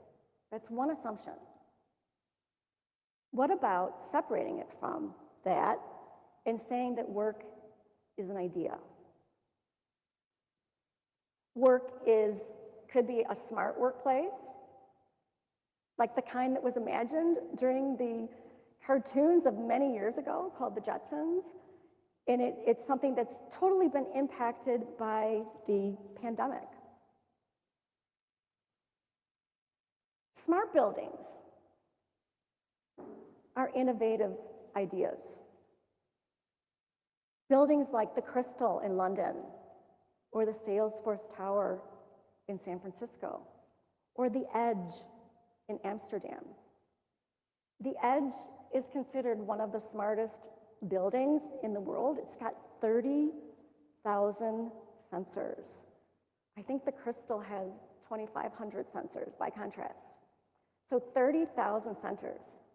It's a building that knows where you live, what kind of car you drive, where you're parking on that day, how much sugar you take in your coffee, and it lets you in the building.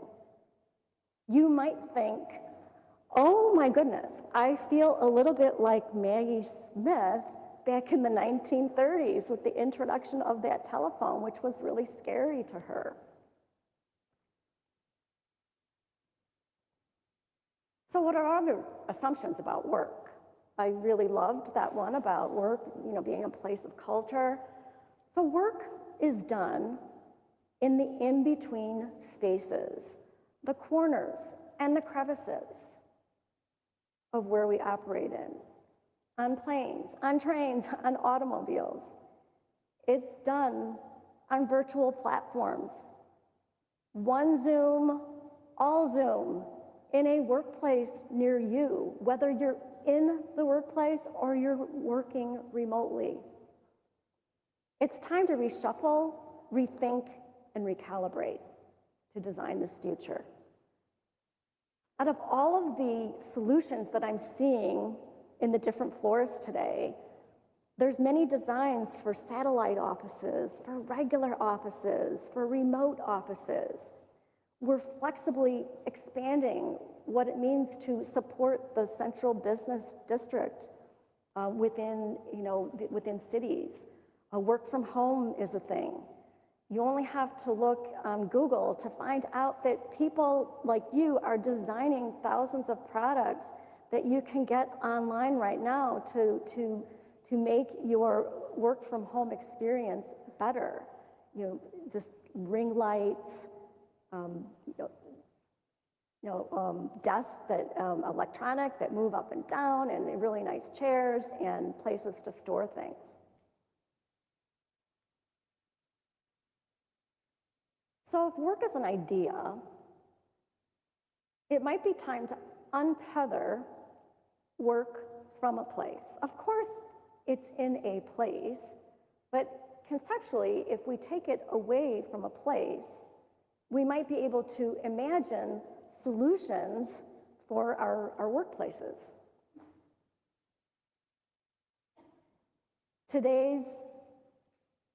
I went around on Friday, took some pictures. So the pergola that was introduced by Haworth, this is an idea that's been coming. It's not necessarily from the pandemic. It was definitely designed during this time frame before then, but its time has come, and it's giving us the opportunity and employees a voice and a choice of where and how people want to work. I also thought it was interesting walking down the aisle the other day and seeing all of the private spaces and the pods that people could go into for privacy. Privacy is going to be a really big thing, and it has been in the last 18 months, but even more so. So just even like the glass manufacturers and the sensors that we might put into these, we might have places where we could schedule these. I know that I saw some out in the hallway there that all you have to do is schedule, but can we improve on that? Something like the work tent that was devised by Steelcase is something that addresses something that is an open space but gives some privacy. We're also, and you are also integrating things like mental health, neurodiversity, mobility, and privacy into your solutions. So if work is untethered, it becomes hybrid. 77% of you want remote work some of the time, whether that's one day a week, doesn't matter. It's just, it's that flexibility to make that decision. 33% will leave their jobs if remote work is no longer an option. This is an uncomfortable stat, and we know that there's a great resignation going on right now. People are moving and are becoming very highly mobile. So the question here is, what will you do as designers and thinkers with the certainty of hybrid? What will hybrid look like 1 year from now? What will it look like 2 years from now? It will be different than it is right now. The definition will evolve. So if work is a place, it's more fixed. It's more of a follow the leader mentality. And if work is an idea, which can also be at a place, it's flexible, and you are all leaders. The mandate here is flex, or you will fade. It's adapt or being left behind. It's very, very much of a Darwin thing. Peter Diamandis, the founder of Singularity University, says that, and he's also a futurist, he says that in the next 10 years, we will have more progress than we've had in the last 100.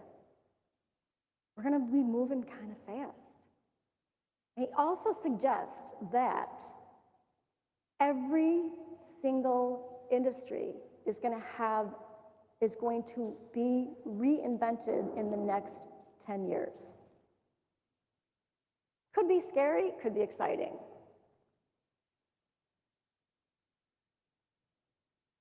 Design and future thinking can defy time and space. Jeanne Gang's Aqua building, which I walk by just about every single day and have taken photographs from just about every single angle. Is it a building or is it an idea? Is this wavy structure that looks like it's alive and full of vision the way that Gaudi's architecture did, with feeling so flexible and creative and artistic? Is it, it's just, I think of the balconies that curve. They just feel, sometimes it feels like a river when I'm looking up. And other times it just feels like a piece of architecture or a piece of sculpture. When work is an idea, it's flexible. In March 2020, when we were all figuring out what to do with the pandemic, Netflix sent hundreds of their employees home with workstations, with computers, with everything that they needed to do their work. And it wasn't a top-down decision. They made this decision at the manager level, and Reed Hastings, the CEO, applauded it a couple weeks later. And as we all know, we didn't miss a beat with our binge watching during the pandemic, right? I mean, that's how many of you were, by show of hands, how many of you binge watched during the pandemic? So I see a few hands there. So this is flexible. When work is an idea, it's adaptable. According to the World Economic Forum, 85 million jobs will be lost due to automation. In the same breath, they say that 97 million new ones will replace it. We're actually going to have a surplus and a demand for work. It means that to walk into these roles will require upskilling and reskilling. More than 50% of you will be required to reskill and upskill in the next 4 years to make yourself relevant in your roles. Sometimes it's just adding a little bit of tech on top of what you're doing so that you're relevant. And the illustration on the right-hand side, all of your skills, your information, your knowledge has an expiration date. We are in the continuous learning business. It is not a one and done. There was a time when I graduated from college and took that first design job that it lasted, some of the knowledge lasted for several years, and that's just not the case anymore. So we've gotten through the challenge part. Challenge your assumptions. The second one, actually the first numbered one, is disrupt. Disrupt your model. This is where it gets interesting. So 13 years ago, these were businesses that didn't, that came onto the scene. They weren't around 13 years ago. Apple was, but the iPhone wasn't. And these are the industries that they displaced fairly quickly. BlackBerry couldn't get it out of their head that this smartphone was way more than a phone, that it was a whole life, a whole way of living. And so they got replaced. They saw them as a competitor, and they figured everybody needed a keyboard on their phone. And look where they're at now. Twitter's replacing late-breaking news. Of course we can get the news. But anytime there's things going on in the world, we go to Twitter because there are thousands of people reporting the news for us so that we have the late-breaking news. Uber, putting the taxi business out of business. It was really shocking to me. I live in the city, and it seems like one year we had a lot of yellow taxis around, and now there's none. There's just none. There's no taxi lines. It's just all been replaced. When businesses want to upgrade themselves, they say, we're going to Uberize our business because they want to use the right kind of app. Now we're going to talk about, this is a great disruption story. We'll talk about Tinker Toys and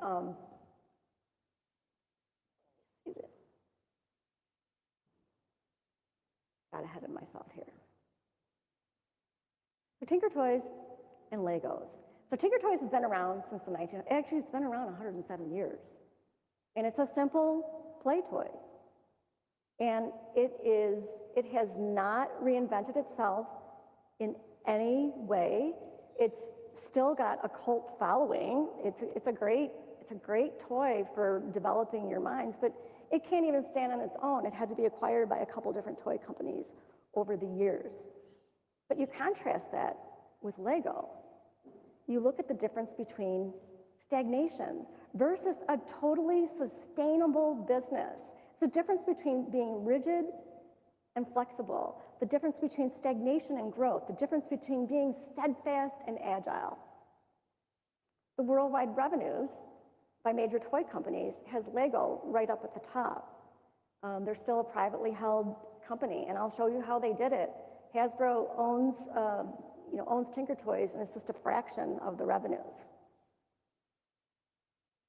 But here's Lego.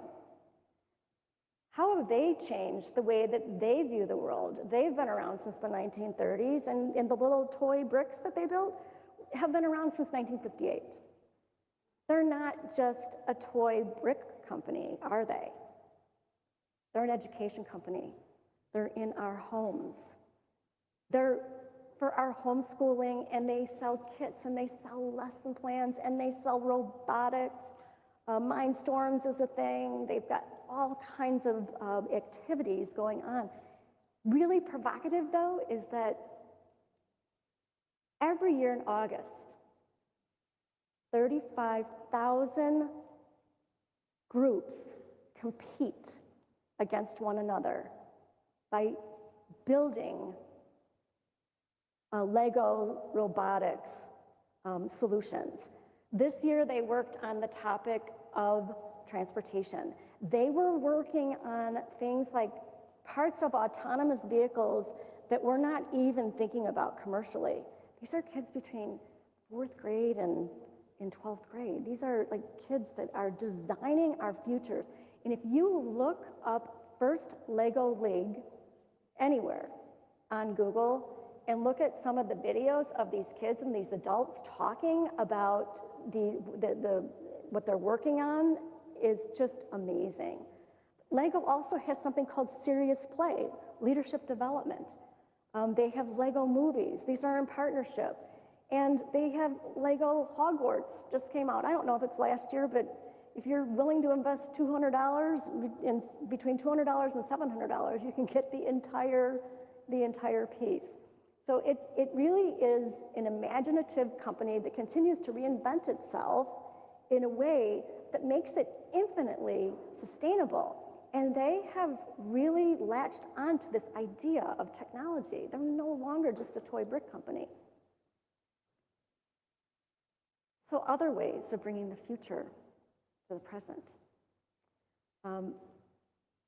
The A in DNA, I'm going to give you a little look ahead here, is that how does companies like Lego do it? It's experimenting, measure, and learning. It's exactly what you are doing. I was talking to someone this morning about some of the glass techniques that are being used and printed, and ceramics that are being printed on top of glass so that it can react to the sunlight and it can be light or dark whenever you need it. So it's a matter of experimenting, measuring, and learning. Another thing is experimentation means taking a risk and learning by doing. During the pandemic, we all were learning by doing. We hadn't been through this before. We didn't know how to do this. But I think we did a pretty good job. The other story here of disruption, and this is just a 1-minute story, is 3 weeks ago, Sears shuttered its last store in Chicago. It was founded here in Chicago, and it was a company that just didn't see the future coming at all. They saw it as catalogs, and they saw it as showrooms, and Amazon came in and said, we see commerce happening on the desktop. It's a very simple story. So how do we future think? How does one think about the future before it happens? Well, there's a really great branding exercise that I've used with corporations and organizations back when I worked in the branding profession. You write a press release about what your future looks like 5 years into the future. And the reason we say 5 years is because people feel more free and energetic to this process when all the rules are gone. This is something that Amazon uses extensively. They use this 5 years into the future press release process to get the ideas from their employees and from the people that are designing their futures. They're using this in the way that they are automating all of their warehouses today. I have another question. What are some ways that you test drive a future idea? Whether it's a brainstorm, a certain type of thing. I mentioned one idea of, putting something into the future. Does anybody have a test drive idea for experimentation?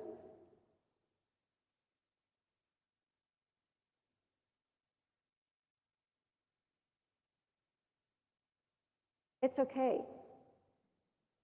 This is something that is kind of a tough question, actually. It's asking about your process. I mean, you might say, design thinking, Marty. We get together, and when we can't figure it out, We observe how our customers, the traffic patterns of our customers, we observe all this, we figure it out, and then we design around it. And there's lots of different experimentation methods. So now we're into challenge your assumptions, disrupt, and we did some of the actions, and now we're down to notice, down to the final stretch. So notice the signals and the trends, and be prepared to experiment. And I have a couple examples in this industry.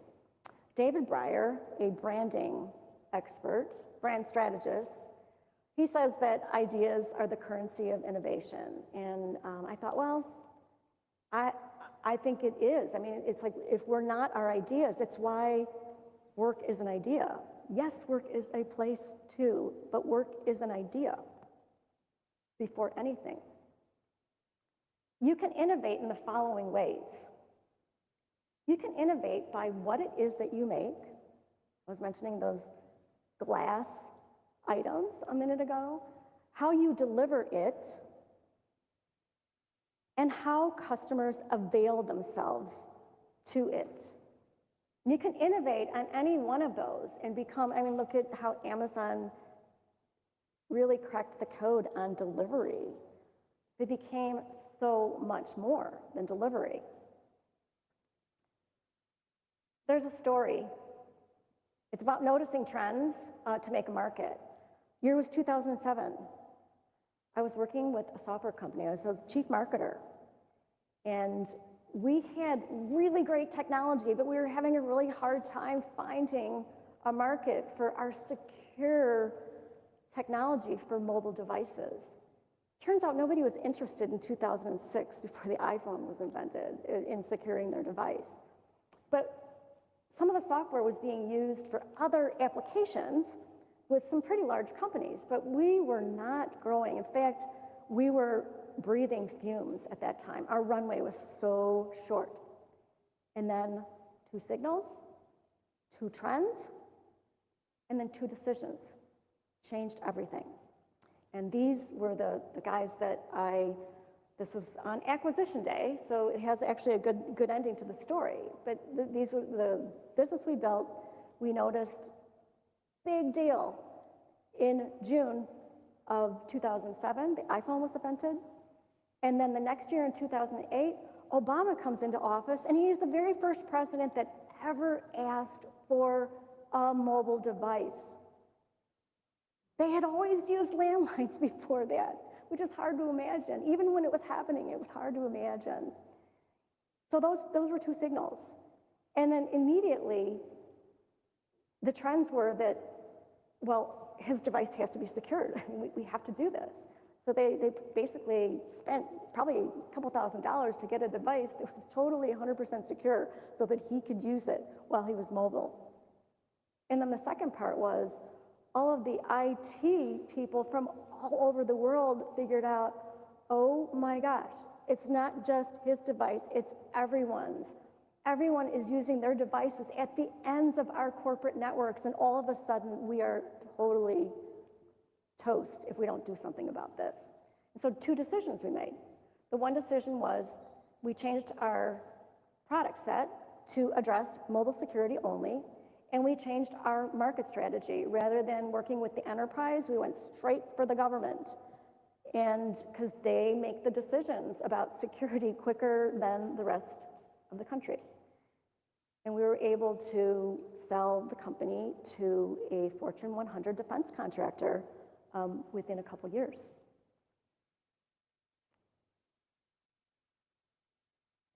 With this story, I say, when change happens to any of you, don't do nothing. Doesn't matter if it's good change or bad change, like the pandemic. The worst thing you can do is stagnate. And so I will answer this question. So what are some signals and trends that you may have noticed? Well, there's a lot going on in technology right now. If we aren't thinking about the Internet of Things, for instance, or the Internet of Everything, and how that's going to affect us, we're going to be missing. There's also things like blockchain is a big thing. I've been told that the way that we market and sell books are going to be done on blockchain in a few short years. Like this just, you know, I'm an author. This just doesn't hardly even compute with me. But I know that if I don't stay in touch with it, that's an important signal. I didn't make the differentiation between signals and trends. Signals are usually like more on the fringe, and the trends are like, we all know about it, we're writing about it. So signals are often happening in the deep trenches of places like Reddit, you know, online, where you just people, it's just a bunch of people talking almost in the deep web, until it bubbles to the surface and it becomes more of a trend. So there's a danger in missing the signals and ignoring them. So missed signal examples are companies who ignore hybrid, workstation density, and employee safety. How are we as an industry thinking about this?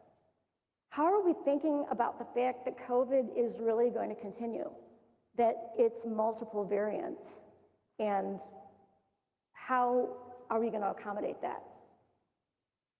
A missed signal might be, those tech trends, those NFTs, those non-fungible tokens that I hear about on the financial stations. It's like, that's not going to affect me. Like NFTs, it's like, who wants to buy things that are so intangible?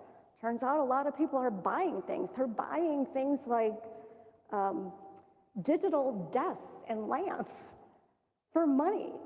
Like, you know, it's an interesting concept. It's a little fringe right now in this industry, but it's just something to take a listen to. Another way to think about this is think about it as analyzing the change curve. Elizabeth Kubler-Ross came up with this idea years ago as it relates to, getting out of the grieving process. But all of the tech folks adopted it as technology change. Every single tech IT person on the planet knows that people in their organization are going to deny, like, we don't want to implement this. We're going to be in shock about this. We're going to be frustrated, and we're going to just go into this depression. And then eventually we're going to experiment and we're going to integrate. Another trend denial happened. It's a classic example. Takes a couple of seconds here. Blockbuster denied this trend. It landed right on their doorstep. Netflix, Reed Hastings in 2000, in the year 2000, 20 years ago, said, this is where it's going, this is where the industry's going, these DVDs through the mail. He also understood that streaming was gonna happen. Bandwidth was like at almost a standstill back then, but he saw it. He told the founders of Blockbuster, he said, I'll sell you the company for $50 million. Market cap right now is at $262 billion. And they smirked him out of the office because they didn't pay attention to the trends. So we have challenge, disrupt, notice, and act. Challenge your DNA. So an action for all of you, how are you going to integrate trends into your solutions? Like what the Edge is doing with their buildings. How is smart tech and sensors and software? I was reading and talking with somebody from Gensler recently, and they're getting into the software business. They're actually doing things to parallel their core business because they understand that there's going to be, I think, 3 trillion Internet of Things within like less than 5 years, and now we have a fraction of that right now. This means that everything that we own and wear and work within our walls is going to have sensors on it. I mentioned banks earlier, or what we're talking about blockchain.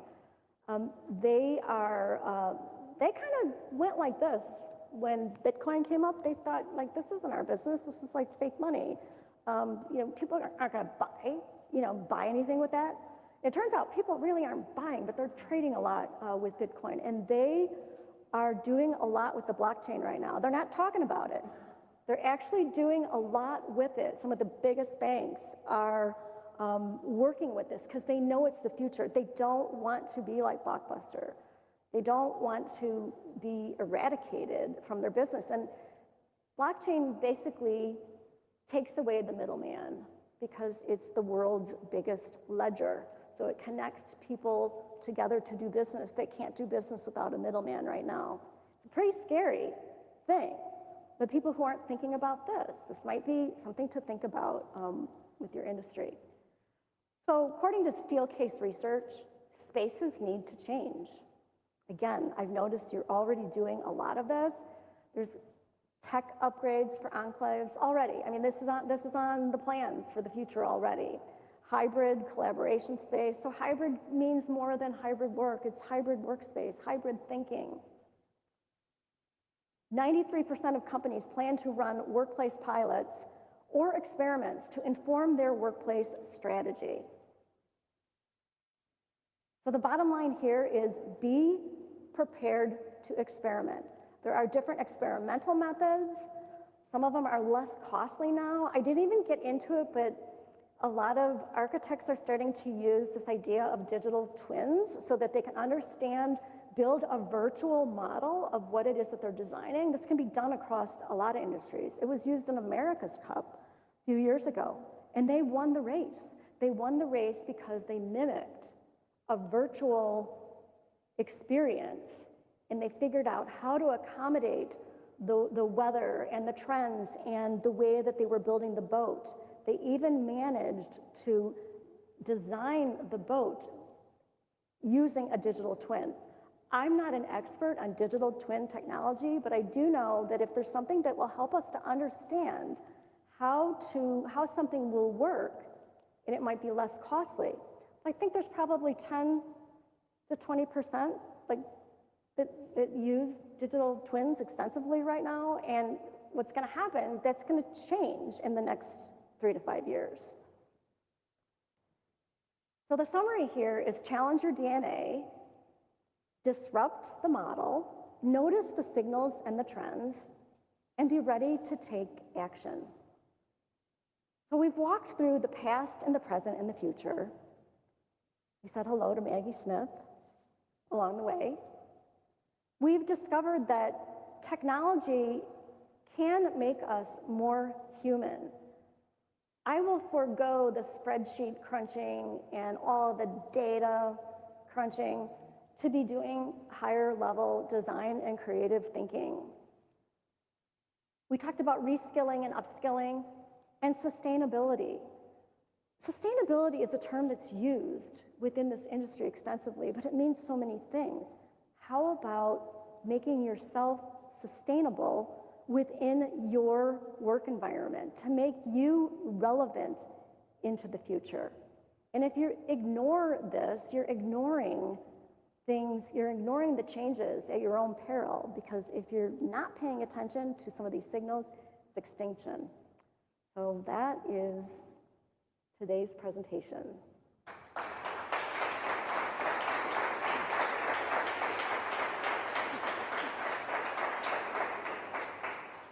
I have time for questions afterwards if people want to stay. If you have any particular questions, I'm happy to chat. And thank you for your participation. I appreciate it. We got a book.